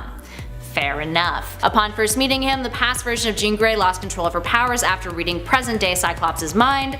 Present Jean Grey, might I add, was dead at the time, by the way. She loses control and knocks off present-day Cyclops' visor, causing young past Cyclops to have to retaliate. He was overwhelmed by how much stronger present-day Cyclops' optic blasts were. Also, you could very much argue that young Cyclops lost to older Cyclops on an emotional level, considering that young Jean Grey essentially broke up with him when she found out what he was capable of doing in the future. And that just sucks. Speaking of young Cyclops though, that brings us to our next number. And at number 8, the Inhumans. During the Inhumans vs. X-Men story arc, young Cyclops manages to kick some Inhuman butt. He was one of the many mutants who teamed up to take on the Inhumans after it was revealed that the final Terrigen cloud was close to being assimilated into Earth's atmosphere, which would inevitably make life inhabitable for mutants on Earth. But during the storyline, his body was possessed by Mosaic, and he became aware of Emma Frost meddling with older Scott Summers. Once he's seen this, he confronts her and learns the truth. Present-day Cyclops had died of Mpox, and Frost had just used a mental projection of him to wage war, with his death being caused by Black Bolt and spawning a lot of the conflict. This aided in resolving some of the Inhuman and mutant conflict, with Medusa destroying the Terrigen Cloud after all. And at 7, Alpha Fight. Okay, slightly untraditional choice for this number, but once upon a time, in an alternate universe, Scott Summers found himself fighting against the Alpha Fight team. Except they were all zombies. As you can guess, this happened in Marvel's Zombies, the alternate timeline in which a zombie virus proceeds to infect the entire globe and all the heroes and villains within it. In Marvel's Zombies' Dead Days, Cyclops alongside the other X-Men take on a zombified version of Alpha Fight at the X-Mansion. Despite beating them, he too succumbs to the infection eventually and becomes a zombie himself, later being a meal for the cosmic zombie Galacti, a group of Marvel zombie characters who managed to eat Galactus and therefore inherited the power cosmic. It's a whole thing. And at number 6, Magneto. Okay, so these days Magneto is technically a superhero after the events of House of X, and quite frankly, Cyclops hasn't fought a whole lot of superheroes in one, so the Master of Magnetism lands a spot on our list. Cyclops and the rest of the X-Men have come face to face with Magneto more times than we can count, and while Cyclops has never personally won against Magneto, you know, team efforts matter. Yeah. Moving on, and at number 5, the X-Men. Because of recent times, sometimes we can forget that Cyclops used to be a total stand-up guy, with his team's best interest at heart. Case in point, the Uncanny X-Men issue 127, after the X-Men were left shaken by a conflict with the mutant Proteus. Cyclops decided that he needed to boost their confidence. Enter some serious tough love, where Cyclops proceeded to beat all of his teammates up in a skirmish. A good leader knows how to keep their team sharp, people. Scott riled up several of the X-Men, engaging them in a friendly fight of sorts, well, they thought it was a real fight, in order to help them get their act back together. At the time, they totally thought he had turned against them. He kicked Nightcrawler's butt, criticizing him for pulling a teleporting stunt that left him wide open to attacks. He taunted Logan, splashing a drink in his face, and then dodged the mutant. And then he messed with Storm, who has a history of actually kicking Scott's butt. He misdirected her and then caught her off guard with his optic blasts. By the end of the skirmish, he revealed to them why he had lured them into battle, and even learned Logan's respect briefly in the process. Up next, number 4, the X-Men. Again! Okay, so this is yet another great example of how Scott is a master tactician. In Uncanny X-Men issue 175, the X-Men believe that Scott is the Dark Phoenix, and they decide they need to take him out. Cyclops thinks quick on his feet, manages to use his knowledge of his allies with a combination of countering and melee attacks to bring them all down, and then makes it out of the skirmish for the better. He manages to zap Wolverine with his optic blast, all while using some judo to knock over Cyclops, Rogue, and Storm in one hit. He then predicts each of their moves based off of their battle styles. It's definitely impressive to say the least. Moving on to number 3, Wolverine. Cyclops and Wolverine. Whether it's over ideologies or concerning their affections for Jean Grey, these two, despite recent times, just don't get along. Anyway, the rivalry between Scott and Logan became physical, as it often does, when the two duked it out, actually unintentionally in this case. During a battle against the pterodactyl villain Sauron, not to be confused with the Sauron of Lord of the Rings fame, Wolverine found himself falling victim to Sauron's mind control. And what does he do? Well, he sees his teammates as enemies and he attacks them. But you bet your butt that he goes for Scott first, and Slim has no issue attacking back. Between optic blasts and flailing claws, it's one of the more colorful duels that the two have had, and Wolverine was not the one to come out on top. And you know how I mentioned that recent times thing earlier? Well, it was briefly theorized that Wolverine, Jean Grey, and Cyclops, based on their bedroom design in House of X, may actually be a throuple now. How scandalous. And at number 2, Wolverine again. Yup, it is one of those lists, friends. And really, some of Scott's most iconic battles against other superheroes are against Logan, so we had to include more than one on our list. This one is significantly more recent, occurring during the Schism story arc, in issue 4 and 5. Cyclops had become a bit of a tyrant in the way that he led his X-Men, putting young mutants in danger, and like many a time before, Wolverine had objections to his methods. Although, arguably Wolverine was kind of in the right here. After Scott taunts Logan about Jean Grey, saying that she never loved him and she was always frightened of him, and Logan fires back with a, "and if she were here right now, who do you think she'd be more frightened of?" They go at it. The two end up having a brutal brawl, with Cyclops enduring multiple massive wounds from Logan's claws. While the brawl itself doesn't have a clear winner, it was interrupted by a Sentinel attack, Cyclops forces Wolverine out of Utopia, with the latter recruiting his own X-Men team in the aftermath. So I mean, hey, Cyclops held his ground. And finally, the one you've all been waiting for. In at 1, Charles Xavier. Perhaps the most iconic superhero Cyclops has defeated is his own mentor, Charles Xavier. And not just defeated, he killed him. Having been possessed by the Phoenix Force when it returned to Earth, a power-mad Cyclops came face to face with his mentor, the latter attempting to put an end to his mentee's reign of terror. Xavier tried to convince Scott to turn away from the Phoenix Force, but failed, with Scott embracing it fully and inevitably killing Charles. Upon doing so, he became the Dark Phoenix in one of the biggest cliffhangers in recent X-Men history. Xavier's death would lead into Avengers vs. X-Men and only led to further troubles for Scott. Alright, there we have it, friends. How do you feel about Cyclops? Do you love him? Do you hate him? Do you think he's gonna redeem himself now, or do you think he's kind of a lost cause? An out-of-touch character? At number 10, we have A Fight Under a Red Sun. In 1978, there was a comic with an evil alien leader called Ratlat that comes to Earth looking for Earth's champion to fight his champion. Superman and, drumroll please, Muhammad Ali nominate themselves. I mean, it's 1978, that's the year that Ali became the first heavyweight champion to win the belt 3 times, so it makes sense. The alien leader decides they should first fight to see who is the best. And to make it fair, they have a fight off-world in the light of a red sun, thus making Superman just like the rest of us. Funny enough, Ali crushes him, like no question about it. Then he goes and fights the alien's best fighter and beats him too. That's right, Ali becomes the greatest fighter in the universe. Then, because Superman is weakened, he also saves him and helps him get his powers back. At number 9, we have A Life-Sucking Plant. Eat your heart out, Poison Ivy. In The Man Who Has Everything, Robin, Wonder Woman, and Batman are heading to Superman's Fortress of Solitude for his birthday party. I know, super cute, right? I guess I never really think about the fact that, you know, supers have birthdays and stuff like that, so cute. However, instead of getting his drink on to celebrate or putting out snacks for his guests, he is under attack by Mongol, who has brought along Black Mercy. What is that, you might ask? Well, it is a plant that lulls you into a dreamlike state while it sucks the life out of you. I know, it's a very, very evil plant. Wonder Woman and Batman end up under its control in the heroic efforts to save Superman. Enter Robin.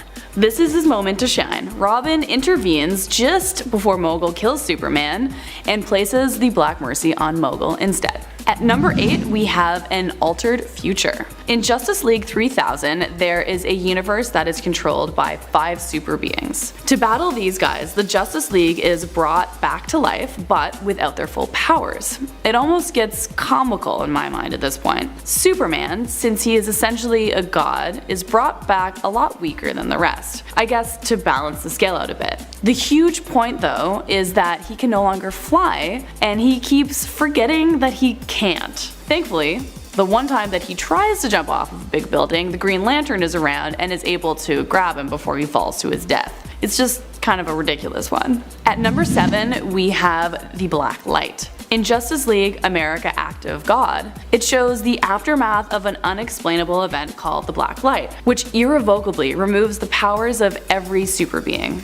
As you might imagine, this drives a lot of superheroes crazy. It was their purpose in life, and now it's just been taken away. Lois Lane grows tired of just plain old Clark Kent and leaves him. As, maybe no surprise to fans, he ends up getting together with Wonder Woman. Woo, it happens! But their relationship goes south when Clark is just down in the dumps and depressed over it, and Diana is all like hopeful, and this is just a test, and we're all gonna get our powers back. If you just have faith, it's gonna come together. He ends up in a mess. He ends up homeless, living on the streets for a time, but then they make up and they get married and they have a kid. So, it ends on a happy note there, and there's also a hint that the child might carry on the super legacy. There is hope. On to number 6, where we are looking at a sort of time travel thing with a red sun thing. In Justice League Unlimited, there is an episode called Hereafter, where there are villains called the Superman's Revenge Squad. Creative name, I know. In a battle, Wonder Woman is about to get shot by an energy cannon when Superman dives in front of her to save her from the energy, and it vaporizes him on the spot. Twist, it actually transports him 30,000 years into the future, where he awakens with no powers, as he is under the Earth's now red sun. In this future, he meets his immortal villain, Vandal Savage, who actually feels bad about having killed the Justice League and quickening the death of the Earth. And since he has millennials to think over this, he realizes that the quest for power is meaningless. Lucky for Superman, he happens to have a time machine on hand in his mansion that was built on the rubble of Metropolis. So Superman gets a special power source to repower it and repower the superheroes in his time. Vidal tells him everything he needs to know in order to beat his former self, and then Superman heads back to put things right. Number 5, Wonder Woman.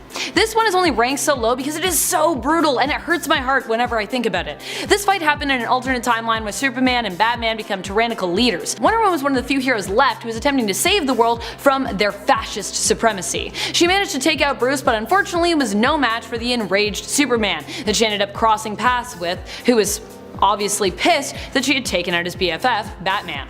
Clark didn't just beat Wonder Woman though, no. He destroyed her. He demolished her shield, blasted through her bracelets, and ended up strangling her with her own lasso of truth. Oh, devastating. At number 4, we have a filter on yellow sunlight. In Batman the Animated Series, there is an episode called Solar Powers where Superman's resilience on yellow sunlight is focused on. Suddenly Superman finds his powers failing him. He starts to feel weak at just the wrong moment. Lois Lane is in danger of dying in a cable car that is stalled, and an emergency beam that is cutting the mechanism that's keeping it all together is happening. I know, it's stressful. He does save her, but it's really hard this time, and the weight of the cable car is just aggressive on him. The big bad in this episode is Luminous. He was an inventor at LexCorp until he blows the whistle on some of their questionable activities, and then of course has to leave, and ends up with a sour taste in his mouth. In this episode, he hacks LexCorp's satellites around the Earth, a jab at Lex,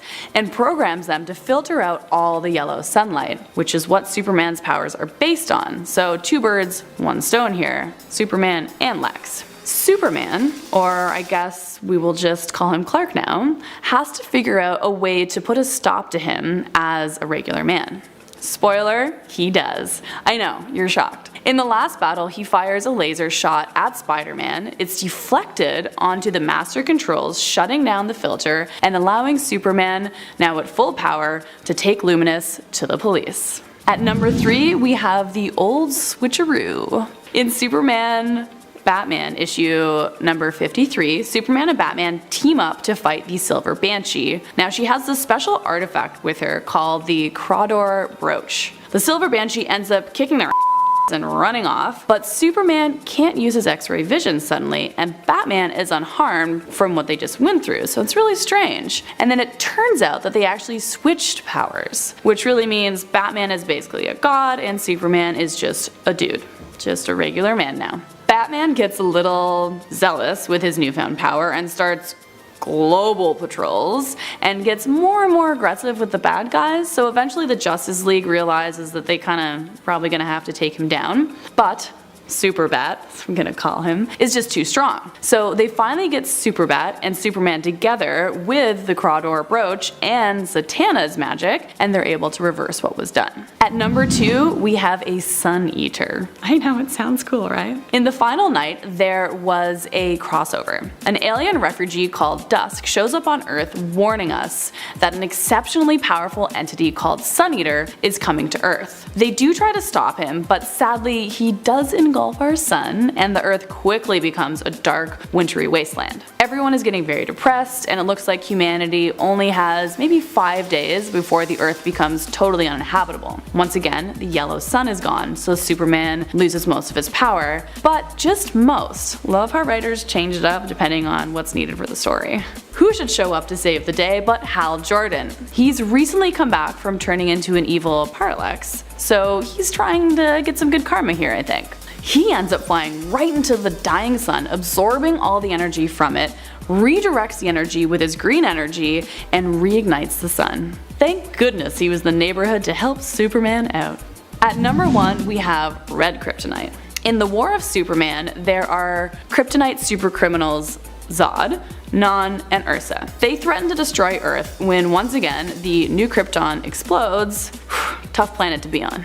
This time, the gang assembles, and it is Superboy, Nightwing, Supergirl, Flamebird, Steel, and the Guardian. Superman and Supergirl fly into space and are trying to stop the attack before it even gets to us, but Lex is working with Zod and happens to have a red kryptonite missile waiting for them. He fires it at them, and they start suffocating in the vacuum of space when they lose their powers. Thankfully, Flamebird steps in and burns as bright as she possibly can over to make the yellow sun burn through the red kryptonite to get them their powers back. Sadly, this uses all of her energy and she actually loses her life instead. Silver lining though, this just lights a fire under the gang to take Zod out even quicker. Number 10, Batman.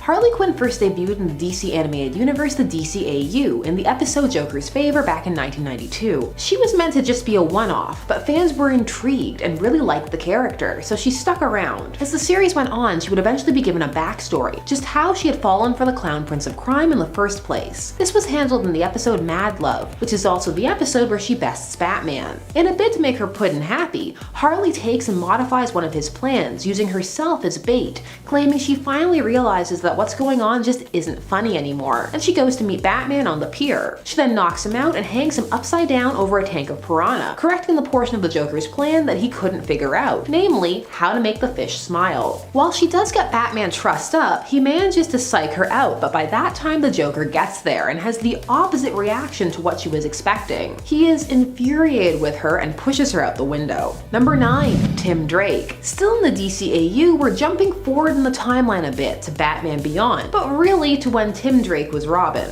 Harley was able to knock him out with her mallet in an alley by pretending to be a woman getting mugged. This was so he could be brought back to the Joker and tortured until he became a little mini Joker who they could then raise together, as they had decided that they wanted kids. The whole thing was horrifying and would end with Harley seemingly falling to her demise, but cartoon logic rules and she survived and was shown to have had grandchildren who had grown up to join the Joker's gang, much to her disappointment. Number 8, Nightwing. This comes to us from the animated movie Batman and Harley Quinn. You know, the one where Harley ties Nightwing to a bed and has sex with him in a scene that you could never have done the other way, regardless of whether you found it hot or rapey. So when Batman and Nightwing are tracking down Harley Quinn, Dick is the one that finds her, and the two have a fight in an alleyway outside where she works, the best place for fights, alleys. And she bests him hard. Guess all that training didn't stick. It's after this that she takes him back to her apartment and gets undressed in front of him, and then when he has a biological response, which fun fact does not indicate consent, has her way with him. He seems into it, but again, you couldn't do this the other way, hence my salt.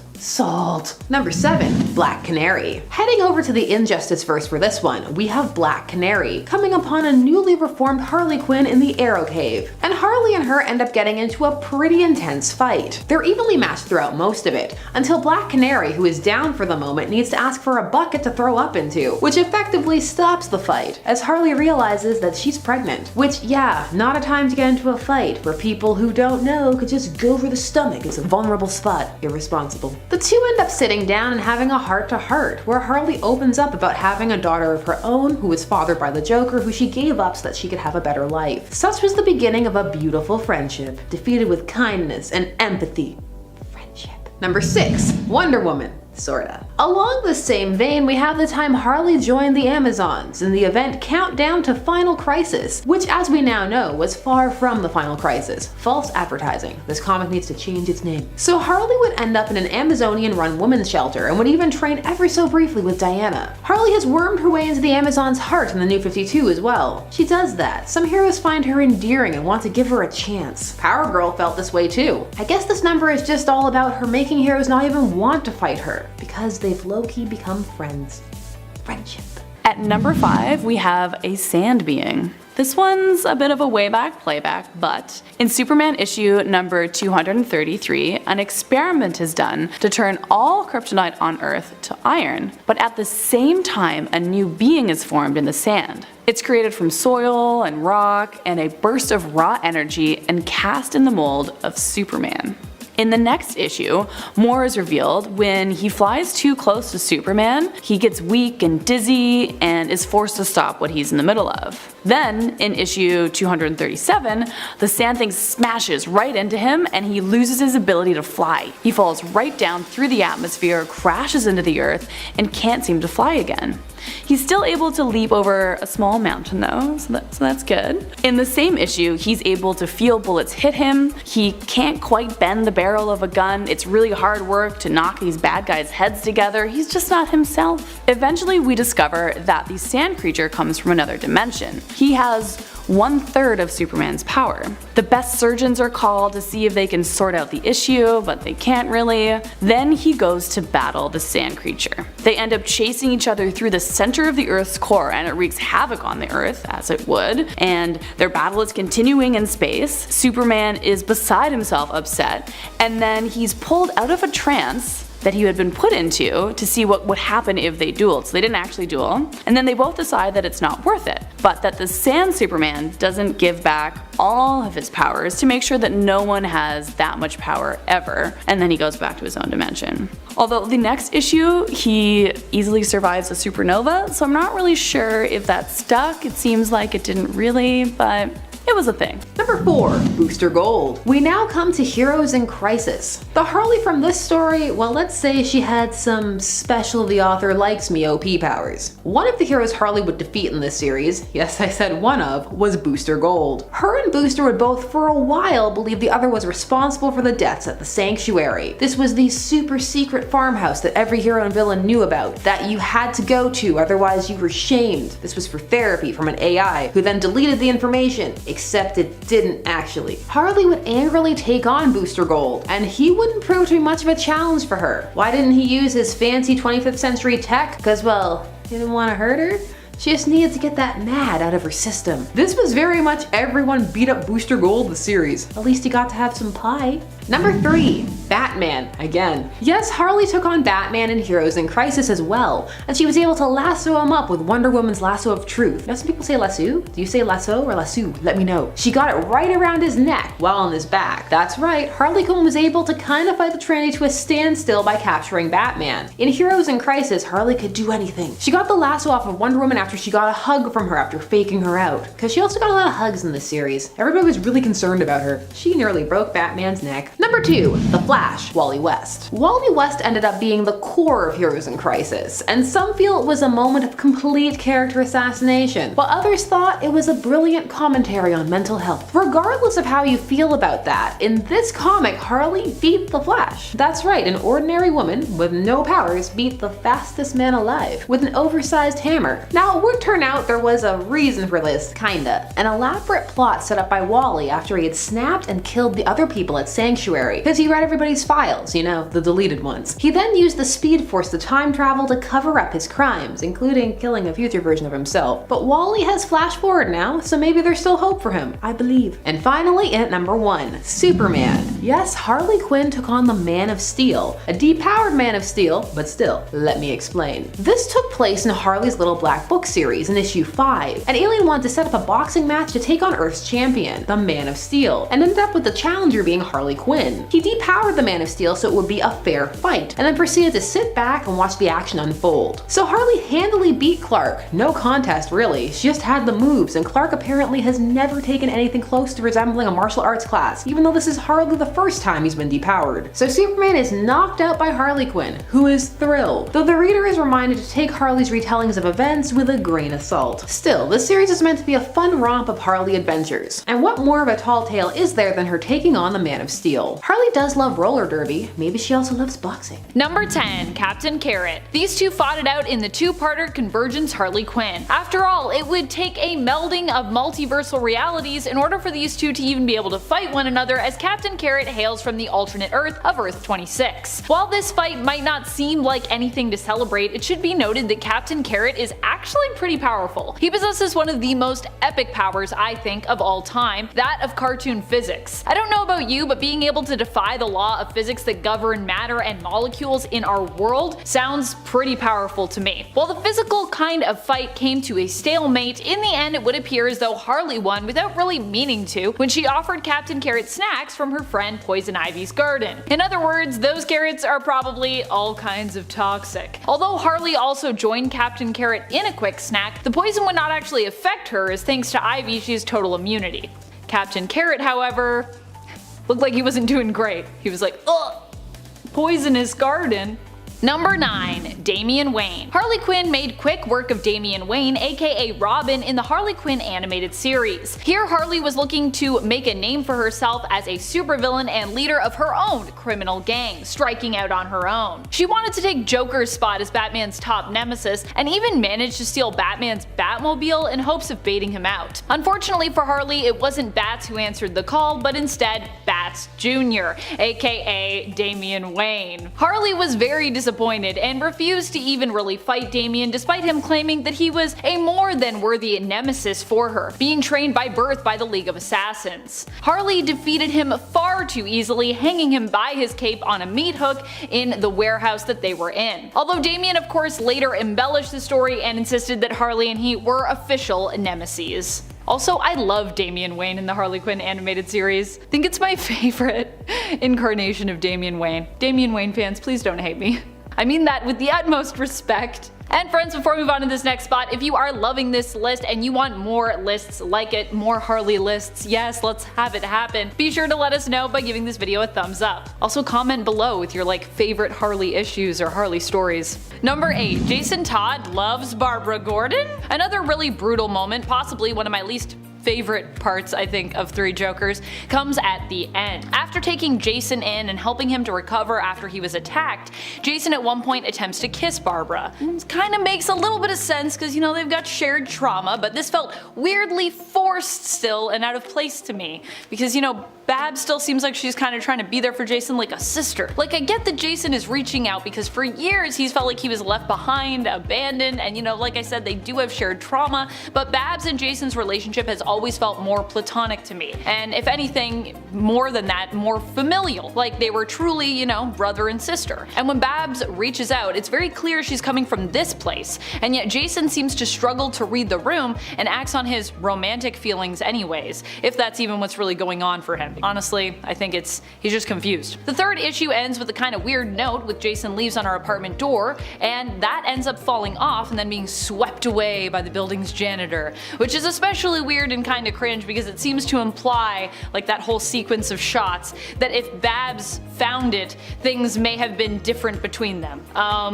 Other than Barbara having to once more reaffirm her boundaries with Jason, I don't see how it could have ended otherwise. What a strange romance subplot that I never expected nor ever really wanted. But hey, there it is. Number 7. Birds of Prey. Never mind just beating Black Canary, at one point Harley Quinn manages to evade the entire Birds of Prey team, including Renee Montoya in the Black Label limited series, Harley Quinn and the Birds of Prey. This comic gives us an alternate story for what would happen with their team up in comparison to the DCEU film. Instead of tracking down a diamond for Black Mask so that she can avoid him killing her, here Harley is aiming to take down her enemies in Gotham and ends up teaming up with the Birds of Prey to do so. But it turns out initially, neither they or the GCPD want Harley in Gotham, as she's a liability. After her brief team up with the Birds of Prey in issue number 1, she ends up captured by Renee Montoya, but gives her and the birds the slip in issue number 2, escaping custody with a secret ally by tunneling out of a restaurant bathroom. This iteration of the team includes Black Canary, Huntress, and Cassandra Cain, who we learn is actually filling in for Barbara Gordon, who's out with a broken leg. Also, if you saw the Birds of Prey film, and regardless of how you felt about it, this is a comic you should read. It's really funny, it's really great. I think it's really fun. Everything Black Label is usually pretty good. Usually. Number 6. Shazam. Another hero who Harley ends up taking on and surprisingly defeating an injustice. We are talking about Shazam. I know, pretty impressive. Harley ends up fighting Shazam as both are on opposite sides of the superhero conflict, with Shazzy siding with Supes and Harl's allying herself with Batman. The two fight in year 5, but also fought previously in year 3, with Harley taking full advantage of Shazam's sweet naivete, tossing her hammer at him, which it turned out was actually a bomb. That time around, the hammer explodes in his face, knocking him out. Number 5. Green Lantern. There was some interference on this fight, which as you may have guessed by now usually happens with Harley, but regardless, Harley was definitely in the process of winning when the interference really helped her to crush her enemy, who in this case was Green Lantern Hal Jordan. That's right, Harley won in a cosmic arm wrestling match against Hal. In Harley's little black book in issue number 2, the two characters square off when Harley, after being outbid for a genuine Green Lantern ring online, instead gets her hands on something better, a black and red lantern ring. How fitting. It is a combined ring formed from both colors of lanterns. In the end, red and black lantern Harley defeats Hal only to have her ring taken. Hal knocked out and is of course kind of forced to don his Green Lantern ring in order to help save the day. Another fun team up for the books, or the little black book, I suppose I should say. Number 4. Batman. Harley Quinn has beaten Batman on more than one occasion, but for me one of her most iconic victory moments comes from the Batman animated series, when Harley successfully traps Batman for the Joker and is planning to basically waste him. Of course, although Harley almost successfully ends Bat's life, he manages to prey on her insecurities regarding her relationship with the Joker. He convinces Harley that the Joker will be upset with her if she just wastes him without contacting him or telling him anything about it. So she calls him up, and then when he arrives, it's revealed that Batman was actually right. In provoking a fight between the two villains, Batman is able to escape, but in this scenario, if Joker hadn't been involved, Harley would have likely been completely successful in executing her Puddin's plan. This victory not only proves Harley's might next to Joker, but also is a heartbreaking one, as it illustrates how harmful her relationship with the Joker is, and how its toxicity also succeeds in often holding her brilliance and her individualism hostage. Number 3. Wonder Woman. Harley's little black book really is a treat of a mini team-up series. If you're a Harley fan and you haven't read this one yet, or at least dipped your toe in, I highly recommend it. Back in issue number 1 of the series, Harley manages to defeat Wonder Woman by catching her unawares and successfully kidnapping her. Of course, Harley actually is aiming to do this for Wonder Woman's own good, and is in fact a big fan of hers as we find out. So it isn't a malicious defeat at all. Still though, using sleeping gas, Harley manages to incapacitate Wonder Woman and swaps clothes with her in an attempt to impersonate her. In the end, this results in a glorious team up of the two badass ladies fighting side by side. Number 2. Superman. We don't really know how, and she didn't do it alone, but in the Black Label limited series, Harley Quinn and the Birds of Prey, in issue number 1, we open up on Poison Ivy and Harley Quinn being served by Superman. Together they seem to have made him their prisoner by threatening the life of Jimmy Olsen, and Superman is waiting on them in return for his whereabouts so that he can run off and save Jimmy. Of course, it all turns out that this is part of a dream, but it's a fun sequence and could actually be based on real events in this Black Label reality. Black Label comics typically happen outside of continuity, just FYI. Whether or not this was real though, Harley also took on Supes in a boxing match and won in Harley's Little Black Book in the second to last issue in issue 5. Number 1. The Trinity. If you thought the Man of Steel was too much for Harley Quinn to take on, obviously you would be wrong. And you'd actually be super wrong about that, as Harley has not only taken on Superman multiple times, but also in one fight managed to take on Superman, Wonder Woman, and Batman all in one go. The holy trinity of DC supers, if you will. This all went down in Heroes in Crisis, when the superhero trio was trying to track Harley down as they believed she was behind the mass murder that went down at the Sanctuary. Harley made quick work of the team, using Batman's contingency plans even against his allies, and the team's love and affection for one another to her advantage. Kicking off the list at number 10, Nightwing. Coming from the Court of Owls storyline, where a body was found with a message. Bruce Wayne will die tomorrow. That's what it said, written right there on the wall. Harry Potter Chamber of Secrets style. It's so mysterious, okay. Pretty concerning warning, but when Batman finds Dick Grayson's DNA under the victim's fingernail, he has even more questions. It's later revealed that William Cobb is the great-grandfather of Dick Grayson. Spoilers right off the hop. But Batman is trying to piece together this mystery alone. He's not sharing all these details, and Dick is obviously upset. He's yelling at Bruce, he's demanding to shed more light on this fact that he just dropped on him. Bruce interrupts him with a left hook to the jaw, knocking Nightwing down. He did this simply to check one of Nightwing's teeth for an owl logo. Now, to be fair, he did have the owl in his tooth. Bruce was right. Dick was supposed to be a Talon growing up, but I'm pretty sure there's other ways to check a tooth here. I mean, you have tech that can see through cars. I don't know, just tell him to lean back. Be like, what's that? And scan his mouth. That's it. Although a surprise bat punch works too. That clearly works as well. Number 9. The Incredible Hulk. When DC and Marvel combine powers, it's an odd but beautiful time. In DC's special series issue 27 titled The Monster and the Madman, Angry Orphan Bruce vs. Angrier Orphan Bruce. Who comes out on top? Well, given the title of this list, you already know what happens, but how? That's the question. Bruce Banner was working at a division of Wayne Research. He was developing a gamma gun, said to cure diseases, so Banner was hoping he could fix his mean green problem while at work. Sounds like a plan. But when the Joker comes in and steals the gamma gun, Bruce goes green, makes a mess, and in turn, Batman shows up to save the day. You can't just punch the Hulk until he goes to sleep this time around. You won't even get close. So Batman, in fact, does get close, a little too close for comfort, as his spine was seconds away from snapping like a pencil. So Batman used a chemical that would knock the beast out. Thing is, the Hulk can hold his breath for a long time, so in order for him to inhale, Batman had to kick him right in the stomach, and then down goes the Green Goliath. And before we continue on with this list, you guys know the drill. If you want to go and give us a thumbs up, that would be awesome. It really does help us out a lot at this channel, and obviously we like throwing all that nerdy content back, so it's a nice circle of love. Hit that thumbs up. Thank you. Back to the list. Number 8. Wonder Woman. Rich orphan vs. daughter of Zeus. This one is shocking, I'll admit. Coming from Batman Confidential issue 53, Batman is facing the team, and right from the get-go, trying not to say right off the bat, he says the woman is the most powerful. Right on. The woman being Wonder Woman. He decides he has to take her down first, but after his knuckles shatter, Bruce realizes it might be a little harder than he thinks. She still needs to breathe though, so there is hope. Batman beats her without any heavy metal knight armor, anything like that, and then after he gets Superman's powers, he takes out the entire team again. All these superhumans, it's always air. It's always air that's the weakness. You just gotta knock the wind out of them and then they're good. Like every kid in the playground, when they get winded, they're like, and they have to go home. Number 7. Supergirl. Hell on Earth is a Superman storyline beginning with Superman Volume 3, Issue 13, and as the title suggests, Hellspawn arrives to Earth and kicks Superboy and Superman out of the Fortress of Solitude, so now they need help from the Justice League in stopping him. Hell's idea here is to go back in time and prevent the destruction of Krypton, but in order to do so, our solar system will be blown to smithereens. Nice. Hashtag not so great. Supergirl is on board with Hell's plan to, bring back Krypton, so Wonder Woman knows that she must stop her. Diana reminds her that strength is not simply about force, but rather from studying your opponent and how they fight. She continues to tell Kara that she fights like a child, wasting energy and lashing out. That's a pretty harsh burn.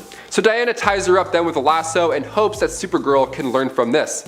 Closely matched in strength and speed, but not experience. Number 6. The Ninja Turtles. Batman beating up the Foot Clan and coming face to face with Shredder is pretty awesome. But when he meets the Turtles, he has no idea what exactly he's facing. He's like, are these good guys or bad guys? I'm very confused. All he sees are giant moody turtle monsters with weapons, just like eating pizza. So of course, a brawl goes down. It also doesn't help that the Turtles were breaking and entering into a pizza joint. Like, you're literally breaking the law, you're a bad guy. Batman thinks these guys are villains, so he takes them on all at the same time. He impressed the Turtles while doing so, and and it takes Master Splinter's arrival just to calm things down. But even then, Batman's like, a rat? No sweat, I'll fight you too. Batman vs. Ratman, let's do it. He doesn't beat up Splinter, don't worry, because Splinter makes a run for it, which is crazy. The fact that Splinter and the Turtles had to run away from Bruce Wayne, that's awesome. We had to include it on this list. Until next time, Batman, just eating pizza.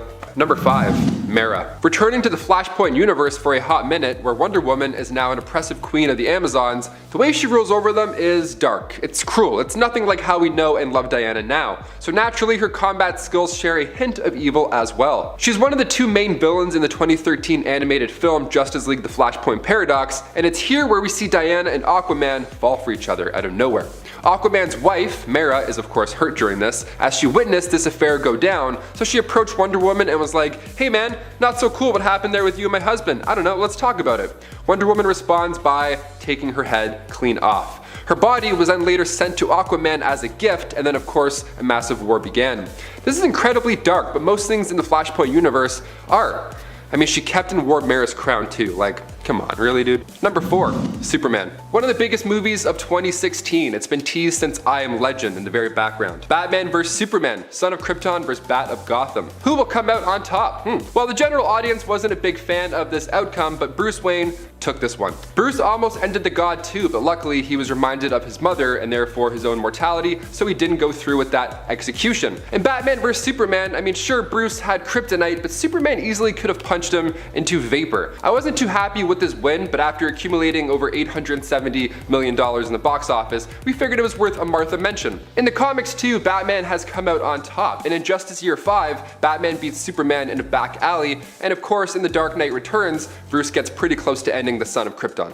Number 3, Azrael. Right after the 1993 Nightfall storyline when Batman got wrecked by Bane, his back was broken. He decided to pass the Batman mantle to not Dick Grayson, no, instead he chose Jean-Paul Valley, aka Azrael. This guy is a crazy substitute. I mean, his run as Batman wasn't the same at all. Batman wasn't nearly as violent as Azrael. He's also just messy and irresponsible the way he handles things. Not really a great look for Gotham, but we have to admit he is a tad impressive because he did beat Bane with his, advanced Autobot looking suit. So he did a good job on paper. He was a decent successor, but not a permanent one. Once Bruce recovered, he had to physically force Azbat to leave the position. He got too cozy in the crime fighting life, but you know what? I don't blame him. But yeah, as far as being Batman, even the style changes were drastic. He had claws. I don't know, I'm not a big fan of claws. If someone was saving my life from a crime and he had claws looking like that, I would think I'm in more trouble. Number 2, Green Lantern. This one comes from Justice League issue 5. Fans refer to it simply as the Punch. At this time in comics, Batman was about to become the leader of the Justice League International, and Guy Gardner doesn't really share the same enthusiasm as the rest of the team. For more than one issue, he makes it very clear that he doesn't want Batman to run the show, although Batman was clearly a better fit for the role. Whatever, people get jealous. Guy was being sour, he was being a sour guy, so he challenged Batman to a fight without the use of his power ring.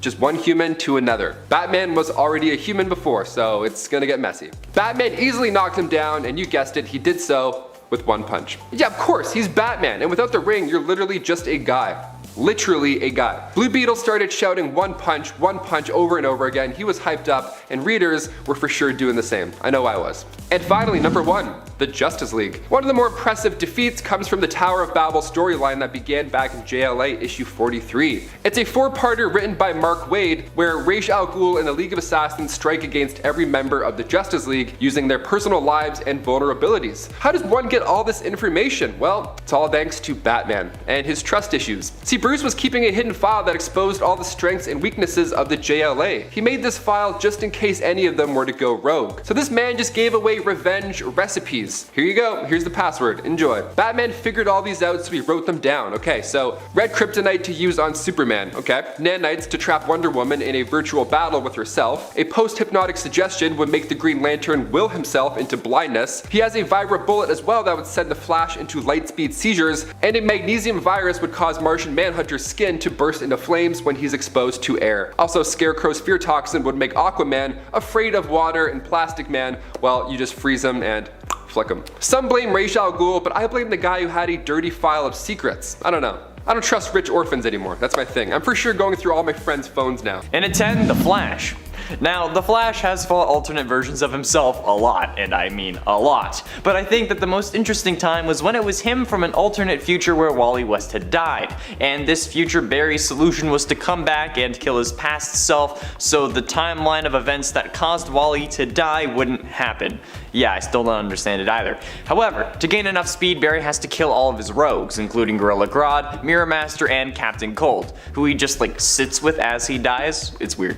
I also don't get how going on a killing spree helps you gain more speed, but whatever, maybe Reverse Flash did it. He eventually does gain enough speed and runs back in time to try to kill himself. But both the present Barry and a future version of Wally West fight off future Barry, and future Barry gets killed. But before dying, he's able to mutter Thawne in an attempt to explain that Thawne killed his mother.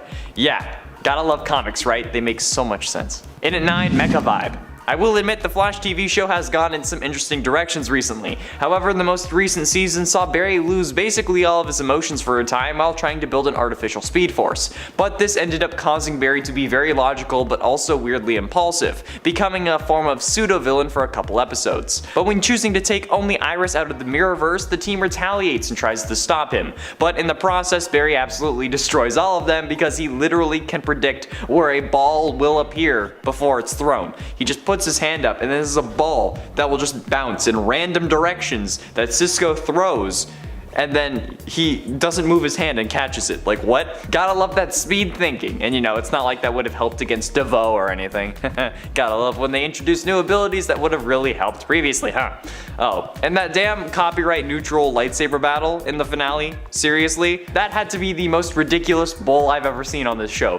Like, I thought Godspeed was gonna pull some like sick ass Zeus bull and like start like grab the lightning and like start throwing it, but no, he made a lightning saber. This show, man. And it ate Green Arrow. Okay, so during the Elseworlds crossover event, Flash and Green Arrow swapped their powers. So Oliver Queen became the Flash and Barry Allen became the Green Arrow. Yet even with that, Barry was in essence still his old self until he started having to take on a darker personality in order to be the Green Arrow. Before doing this, however, he did finally get his revenge on Oliver after around 6 years. In the very first crossover, Flash vs. Arrow, we saw Oliver training Barry on how to case an environment. He did so by placing remote control crossbows in a field and told Barry to catch an arrow. After he did, the remote control crossbows shot Barry in the back. Literally. Barry, however, got his revenge in Elseworlds where he did the same thing to Oliver on Earth 38, when training Oliver on how to use his speed. I don't know how he got the bows there, because like, I mean, it was another Earth, but it still counts. He also beat the Amazo robot after it had gained the abilities of Green Arrow among others, so that certainly counts as well. And it's 7 other Flashes. When Wally goes berserk and starts killing other speedsters, you know it's gonna be an interesting issue. Yeah, in the Future State storyline, we see some Flashes including Jay Garrick, Barry Allen, and Max Mercury fighting off various thugs with blasters, swords, and futuristic torpedo grenades. But one of the speedsters gets injured and they have to retreat. They later, for some reason, get inside each other's dreams and end up in some psychic plane of existence where Wally ends up finding them somehow. It also seems to be like a version of Wally that's also Black Flash, or like maybe it's Black Flash disguising, I don't know. Either way, this version of Wally absolutely rips through the entire Flash family, feeding on their psychic forms, and honestly, that's enough for me to put it on this list, so just because like I don't want it to happen to me. And at 6, Kid Flash. In season 3 of The Flash, Barry kinda gave up on his responsibilities because he was scared of losing Iris. Like, I get it, the girl you've been pining after for years had finally admitted that she had feelings for you, but then you went and changed the timeline, so losing her would definitely end up sucking. But you don't give all the responsibility of saving her to her little brother that Godspeed because you changed the timeline. Damn, season 3 was weird. However, in season 3, episode 12, Barry and Wally have a race to keep Wally's training going. Things seem fairly even until they come to a building that they need to run over. Barry faces through the wall, but since Wally doesn't know how to do that, he has to run over the building. Funny. Wally has to run over a wall. Wall. Either way, Barry ends up winning and Wally complains because he phased. But then Barry responds with the best line of, "What's my name?" Since prior he was mentioning how he was called the fastest man alive. Also, I want to just say that they were betting on this race and Caitlyn bet more on Barry than Iris did. So maybe I should have let Savitar win. Just saying. Halfway through into number 5, Black Lightning. The Crisis on Infinite Earths crossover event was probably the biggest, most influential event the Arrowverse ever had, similar to how Crisis on Infinite Earths in the comics was a really big event, with characters from shows that we didn't even know were in the Arrowverse making an appearance, like Doom Patrol, Teen Titans, and even Ezra Miller's Flash. However, one of the most highly anticipated crossovers was Black Lightning, who made his appearance after being pulled to Earth 1 by Pariah when his Earth was destroyed in part 3 of the 5-part crossover. His first meeting with the heroes was an eventful one though, attacking Vibe, Frost, and the Flash at the antimatter cannon, demanding that he be sent home, even though there was no home to be sent home to. After some quick descriptions about what's going on from Pariah and Barry, he calms down. But before he does, he takes a few passes at the Flash, including just throwing lightning at him, which Barry just blocks with some additional lightning. So, pretty sick if you ask me. And for Supergirl. Okay, this is the last of the Arrowverse stuff, I promise, okay? He fights a lot of people in the Arrowverse. The Invasion crossover was the first big crossover the Arrowverse had. They had a couple prior to this, but this was the first one where Supergirl was brought into Earth 1, and since the Legends were having their first season, they were also there as well. However, after discovering that Barry had changed the timeline and made a whole new reality that gave Diggle a son, and killed Cisco's brother, the group basically benched Barry when they were going to save the president from aliens. Yeah, bench the guy who can run at the speed of light. That's a great idea. So since Barry was staying, Oliver stayed back with him. But it's actually a good thing that they did, because the distress signal turned out to be a trap that everyone went to because, you know, they were trying to save the president.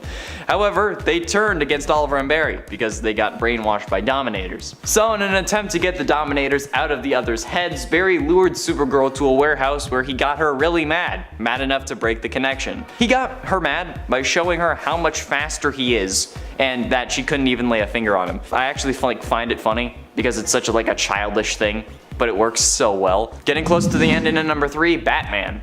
Batman is always depicted as a hero who can beat anyone despite not having any powers, and I get why it's appealing to people, because we all want to feel like we can do anything even though we're not a superhero. But the thing is, this whole Batman is the best thing is a load of bull, okay?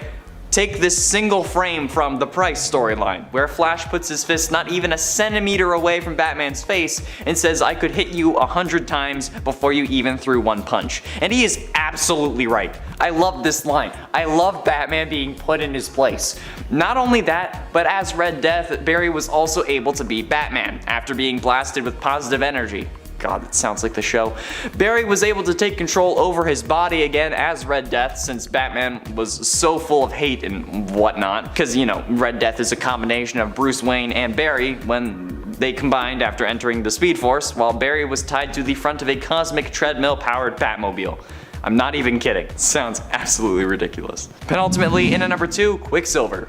During the Marvel vs. DC crossover comic event, the Flash was pitted against Quicksilver, since he's the Marvel equivalent. However, there are multiple things about these characters that separate them. For instance, Quicksilver's body is always moving quickly, and he has to actually slow himself down in order to talk to people and live like a normal person would, which is why he comes off as short-tempered and easily annoyed, because he's literally slowing down his life for you and can't wait for you to get in the fast lane. However, the Flash and subsequently other DC speedsters only run fast when accessing the Speed Force, so otherwise they're just normal people with high metabolisms. But when pitted against each other, the Flash did understandably come out on top, because while he needs to access the Speed Force to move fast, he's accessing a literal force of nature, so yeah, it makes sense. Finally, in at number 1, Superman. The Flash beats Superman in one of the most iconic moments of all time in comics. The Flash and Superman have faced off on multiple occasions, multiple of which ended in a tie or close to it.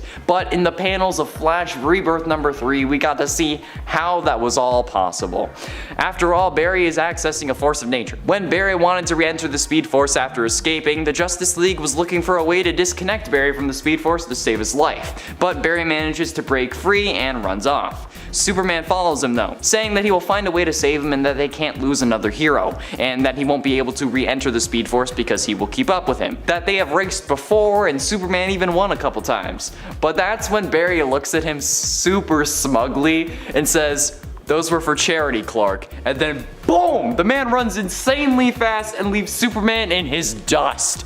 I love this moment. It settled the debate once and for all. Who's faster? The Flash, by far. I love it. Best moment in all of comics, okay? Well, I mean, after the introduction of Green Arrow's son.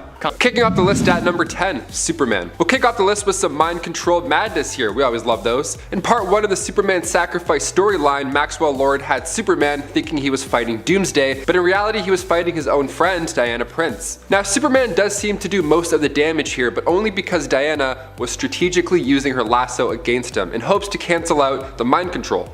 She had her wrist broken during this altercation, but eventually she realized the only way to stop Superman was to take out Maxwell Lord instead. But if she had not taken down Maxwell, she for sure would have won against mind-controlled, dare I say, messy Superman. She slashed his throat at one point and was still holding back. What a ride. Number 9, Green Lantern. Hal Jordan is one of the most powerful members of the Justice League. His ring allows him to get a lot done, but how does it hold up against the might of Wonder Woman? In the New 52, the team aren't exactly close yet. They have their arguments, it's realistic. They didn't know each other too well, so it makes sense. But in Justice League issue 11, Wonder Woman sets out to take on David Graves. Steve Trevor is there and Diana plans on taking off Graves' head. So Green Lantern steps in with other ideas. He insists that this is a job for the League and not just for her, so she should back down or at least include them. She says no to both options. So Green Lantern uses his ring to hold her back, and after Diana demands to be let out, he responds with no.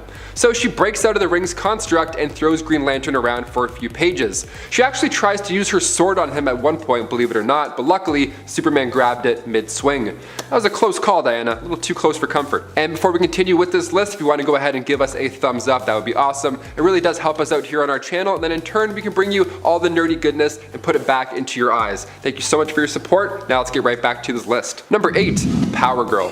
In Wonder Woman issue 41, A Murder of Crows Part 2, we see Power Girl and Wonder Woman go toe-to-toe. This nightmare becomes reality when the son of Ares, the Crows, turns superheroes against Wonder Woman, including Power Girl. At the start of the comic, Wonder Woman even acknowledges that this isn't going the way she thought it was. She's getting quite a few hits from Power Girl. Now, it's fun to watch. I mean, Power Girl literally punches Diana so hard that she ends up in Canada, which is amazing. Karens are tough. She's probably the toughest Karen out there, I would say so. But Wonder Woman quickly reminds herself that she too has super speed. She's good, but she's no Amazon. Number 7, Green Arrow. Whenever Batman breaks his one rule, it's pretty alarming. He did it a few times in the early comics. I mean, he pushed a guy into acid, he threw another guy into a knife, and then he broke a dude's neck with one kick. It was pretty intense, but nothing comes close to the time that Batman beat Green Arrow half to death just for Superman's birthday. Yeah, hear this one out. This takes place in Superman and Batman's Absolute Power storyline. It takes place in an alternate timeline where Superman and Batman were raised as evil rulers instead of the protectors that they are now. It's a stressful but pretty awesome time, I gotta admit. They're hunting down Green Arrow, and the fight, as you would guess, doesn't last too long. Archer almost gets Superman as well. He comes very close. Clark catches the arrow, and then moments later, kryptonite explodes out of it. The classic Loki Hawkeye trick. It's good. Always works. Batman gets upset here. He says, hey, if you just hurt him, I'll kill you. So that's pretty crazy for Bruce. That's like 0 to 100 for Bruce Wayne. They brawl it out a bit, and then when Archer goes down, Bruce says get up because he wants more. At that point, I would my jeans. That's crazy. He's so angry. Now, this is when Superman flies in and turns Archer into dust with his laser vision. He's telling Green Arrow's corpse to obey or die, so it's very intense. Batman did all the heavy lifting here, and it's even more twisted when you remember that he gave Archer up to Superman as a birthday present. Number 6, Batman. On screen we saw Batman and Superman go at it. It was a good time, but we have yet to see Batman fight Wonder Woman, and that's probably for the best. In Wonder Woman, the Hikatia, released in 2002, during this storyline Batman gets on Diana's radar after somebody Wonder Woman was in charge of protecting turns out to be a criminal in Gotham City. So Batman has a few choice words to say. That's his city and he handles the crime around those parts. Diana disagrees, so now we get a heated exchange. Lucky for us, it's pretty epic. Batman throws a batarang and Diana catches it. It's always an entertaining dynamic when two superheroes have different plans. Now, the only way for Diana to stop beating down Bruce was for Batman to tell her that she straight up won. He surrenders, which is insane. The cover of the story is actually pretty spoilery. It shows Wonder Woman's foot on Batman's head, which we don't see play out until page 93. But it's still worth the read nonetheless. Check it out. Number 5, The Punisher. I would pay thousands of dollars to see this on screen. No problem. Debit. Boop. Punisher Batman Deadly Nights, written by Chuck Dixon. We get to see John Romita Jr. draw Batman during his 37 years at Marvel Comics, which is amazing. So both of these heroes were on the same side, more or less. They wanted bad guys off the street, but the way that Frank Castle does that, by spraying, plethora of bullets, Batman likes to break an arm or two, so they're a little bit different. So they get into a disagreement over Batman's one rule, and Frank is moments away from taking out the Joker, and then Batman intervenes and saves the Joker's life, which is kind of crazy. Batman lets Frank connect one hit to the face because he was frustrated, but one is all he'll get tonight. Number 4. Captain Atom. In Injustice Gods Among Us issue 2, Captain Atom is keeping Superman busy. He's holding the god down by using his nuclear energy. And he's actually doing a pretty decent job here, I'm not gonna lie. The Pentagon thinks that Nathaniel can take Superman on, but he's never tried to before until now, because he knows, he follows orders, unlike some other gods. It's a heated exchange, but it comes to an explosive halt once Diana enters the scene. Right before Captain Atom is about to punch Superman's head right off, Wonder Woman uses her sword to slash at his throat. He's standing there afterwards, but everybody knows what's about to happen. He has more power in him than 10 nuclear bombs, and her magic sword just breached the one thing that contains it. So he decides to take Superman with him as he flies off and explodes in space. Number 3. Huntress. Back to the Injustice timeline yet again. Looking into year 3, issue 21. The world is far from bright. Superman is hurt, so Huntress believes that this is the perfect time to take a crack at the son of Krypton. Batwoman is also there, so the two of them perform a well choreographed cranial kick, and down he goes. They genuinely have him on the ropes here. It's looking good, but then in comes the bestie Wonder Woman. Not on her watch, oh god. Diana explains how fighting for a lost cause doesn't make you a hero, it just makes you foolish. Huntress responds with, well, we'd rather die fools than belong to a tyrant, and then Diana makes that a reality by cracking her whip around Huntress's neck and giving a mighty tug. She got Gwen Stacy'd by Wonder Woman, guys, that's brutal. She says she didn't mean to, but at that point it's far too late, doesn't matter. Number 2, the Justice League. Perhaps one of the best victories here has to be the time Diana blindfolded herself in order to take on Medusa. Yeah, you heard me. Shut your eyes for this one, folks. This one goes down to Wonder Woman Eyes of the Gorgon, beginning in Wonder Woman Volume 2, issue 206. Diana is challenged to take on Snakehead Sally over here, so at first she blindfolds herself, obviously, but when the blindfold comes off, she needs a new plan, so she improvises and uses one of the snakes from her head that had been severed off, and she uses its venom to blind herself. That's one way of not looking. She takes down Medusa blind. It's actually really impressive, but it only gets better. A couple of issues later, Diana, still blind, begins training with the Justice League. They need to know she's still a formidable member, so like the final scene of Dodgeball, she wraps up her eyes, and so it begins. Plastic Man, The Flash, Black Canary, Martian Manhunter, even Batman comes in at one point, all racing towards her, and she takes them all on. Superman even fires a gun at her, like okay, but she deflects it, no sweat, still blind. How impressive is that? And finally, coming in at number 1, the Justice League again. Another one, here you go. Yeah, it's pretty common for superheroes to think about taking down their own teammates. Batman did it in Tower of Babel. He had all these plans just in case anybody on the team went a little psycho. And then in JLA, A League of One, Diana has to face a similar situation. The story begins with a flashback to 1348, where the evil dragon, Dracul Carfang, has started wiping out villages. Now the only way to destroy said dragon is of course to get to its heart. How soft and lovely. Soldiers reach the dragon's lair, fail at killing it obviously, so then they just blow the entrance apart and seal it in forever, until, you guessed it, today, present day. So the rules with how to defeat this dragon are complicated because it can only be taken down by members of the Justice League, but in turn it would take them out in the process. So Diana figures out this wild loophole and takes the team down herself in order to protect them. Yeah, hear me out. She traps Martian Manhunter in a volcano, she throws Aquaman to the fishes, hilariously, he gets eaten by a sea monster, and then she beats up Batman and the Flash. She also steals Green Lantern's ring, which is just rude. She handles Superman as well by sending him away on a fake mission in space, so he's just away, not even involved. And then she handles the dragon with her lasso, almost dying in the process, but you gotta do what you gotta do. Even if that includes throwing your coworker into a sea monster's trout. What can I say? That's teamwork. Teamwork makes the dream work. Number 10. Jason Todd's worst fear. Probably one of the most heartbreaking moments for me in recent years in terms of DC Comics happened during 3 Jokers. Batman 3 Jokers, so pretty recently.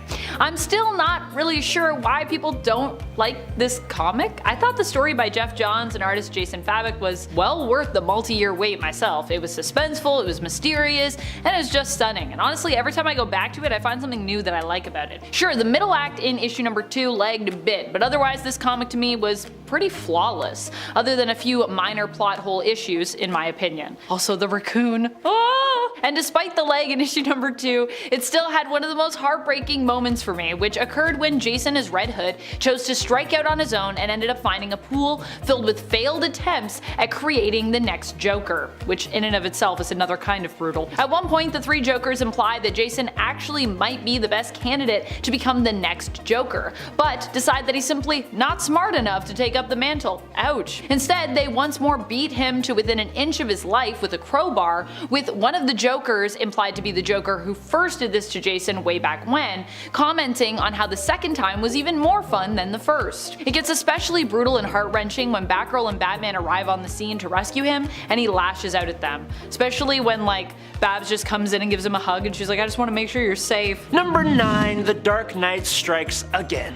Batman The Dark Knight Returns came to us originally as a way to give Batman, Bruce Wayne, a fitting end, and it's easily one of the greatest Batman stories out there, with Frank Miller art that was actually understandable and a great tale that wrapped up the character of Batman in a lovely little bow. But then, Frank Miller went and created 2 sequels, and the first of which is basically a fever dream of insanity, overly objectified blocky cartoon women, and just odd visuals, while also taking the character of Superman and completely misunderstanding and disrespecting him. But I think the most egregious moment came when Supes and the 3rd member of the Trinity, Wonder Woman, decided they were going to hook up right after Batman beat the absolute snot out of the Man of Steel. Wonder Woman comes in to find Superman completely beaten and bloody and ranting about how it's all over, and then, after punching him for being weak, I guess, they immediately start making out. Then they fly up into the stratosphere and begin going at it midair, and then slamming into the ground, causing volcanic eruptions, massive earthquakes, and tsunamis, hurricane-level winds, all for Wonder Woman to say he moved the earth for her. Wow, so poetic. And then she exclaims she is pregnant now, and they decide to get a bite to eat, but they sure are heroic. And friends, before we move on to our next spot on this list, if you love what we do here, why not show us you love us by clicking that subscribe button? Helps us out, helps you to stay in the know, it's a win-win. Click the subscribe button! Do it! God! Number 8. Black Canary. Although Black Canary ultimately prevents the fight from coming to a close in the Injustice universe, Harley is definitely about to win when this happens, and would have been crowned victor. I mean, after all, she is mid-swing with her hammer just coming down almost on Black Canary's head there. However, Black Canary at the moment of her demise halts the fight as she's about to be sick to her stomach. Harley, recognizing Black Canary's morning sickness as a symptom of her being pregnant, decides to call the whole thing off, refusing to fight someone who is pregnant due to her own history. Although a moment ago, Harley was ready to smash Black Canary's head in with her giant hammer, now the 2 women bond over their shared experience. It turns out that while Black Canary is pregnant with the now deceased Green Arrow's child, Harley was once pregnant and gave birth to the Joker's child in secret. Honestly, this is like a really fun fight that also just turns into like a really heartfelt moment, which is kind of great. Number 7. Jericho vs. Vigilante. Okay, so I did talk about this one for brutal villain defeats, but I had no idea this moment happened before, so if we're talking about brutal DC moments we never saw coming, this one for sure hits the mark for me. Joey Wilson, aka Jericho, is the son of the infamous assassin Deathstroke the Destroyer, but despite that fact, Jericho made almost every effort to be a hero, and he was one. He was even a member of the Teen Titans, the team that consistently stands against his own dad. Now Jericho has the ability, granted to him by the same method that granted his dad his abilities, to transfer his consciousness into the body of another using eye contact and take control of them, effectively possessing them. And it was pretty powerful. He could control some pretty strong beings. Unfortunately, every time he did this, a small shred of the individual psyche remained in his head. At first, it was nothing that he couldn't deal with, just 1 or 2 psyches, but over time, possessing multiple people, he had so many psyches floating through his head that it drove him insane. Now the rogue anti-hero known as Vigilante took on the responsibility of stopping Jericho. And where Vigilante originally planned to just go the quick route and completely end Jericho, Jericho's sister stood firm that her brother was a good person at heart and should not lose his life. Vigilante heard her out and decided to not deal with this threat in a lethal way. Instead, after Jericho was captured and in the back of a police vehicle, Vigilante paid the guy a visit and just completely took Jericho's eyes from his head. It eliminated the threat of Jericho's powers, sure, but I can probably think of a dozen different ways that this course of action could have been averted. Number 6. Joker's Payback. Seriously? the Joker? I mean, what is wrong with this guy? Another horrible moment that haunts me. In fact, this whole story haunts me, not just this one moment, which comes from Brian Azzarello's The Joker. This story follows Johnny Frost, who was tasked with going to pick up the Joker after he's been released from prison. Finally out of the clink, Joker returns to check up on some old friends and old businesses. One of his first stops is a bar and business where Harley Quinn has been dancing while he was away. Not appreciating that Harley has gotten involved in this kind of business, Joker decides to take it out on the man running the establishment by skinning him alive, much to Frost's horror. Although, to be honest, this is really only the beginning and things only get much worse from there, especially from Johnny's perspective. Number 5. Abandoned at the Altar. The wedding of Batman and Catwoman was a big frickin' deal. It was teased at and built up for a long time. Fans were genuinely excited to see it happen and to see what could come next after the fact. A kid of Selena Kyle and Bruce Wayne? What would that be like? We've seen futures where they end up together, but sadly, the wedding that was so coveted never came to be. Batman issue 50 came and went, and following suit, so did Catwoman. Came and went from Bruce's life, literally leaving the groom at the altar. Not like permanently leaving his life, but kind of. Batman was marrying Catwoman so he could literally be happy, and after some convincing words from criminals like the Joker and her friend Holly, Catwoman believed that if Bruce Wayne was happy, then Batman couldn't be Batman, which, 1, that's depressing as hell, but 2, both the Joker and Holly, alongside Riddler, Gotham Girl, Flashpoint, Thomas Wayne, Batman, and other villains, were working for Bane, who was manipulating events in order to break Batman emotionally and give rise to the City of Bane event. Well, it certainly sent Batman down a path of absolute despair. He became much more drastic with his fighting of criminals, particularly an innocent Mr. Freeze, and he even donned a less advanced version of his Batsuit so that he would take more of a beating. Like, come on. Guy's been through enough. Number 4. The non-canonical made canon. One of the weirdest things with DC is how sometimes they just completely leave their stories open to being canon or not, kinda depending on how they're received by fans. And one of the weirdest incidents of this happening is with The Killing Joke. The Killing Joke, written by Alan Moore, was never intended by him to be part of the main continuity. And as far as I know, it kinda isn't really, except for one part of the story, the attack on Barbara Gordon, the pain she suffered, and the result of that attack, her becoming paralyzed from the waist down. Why this was the only thing we chose to keep from this story, I do not know, but the whole idea of it just feels super weird, especially when you consider how brutal and graphic this attack was, where Barbara gets no opportunity to defend herself, having been surprised by the Joker's visit while visiting her dad in her civilian form.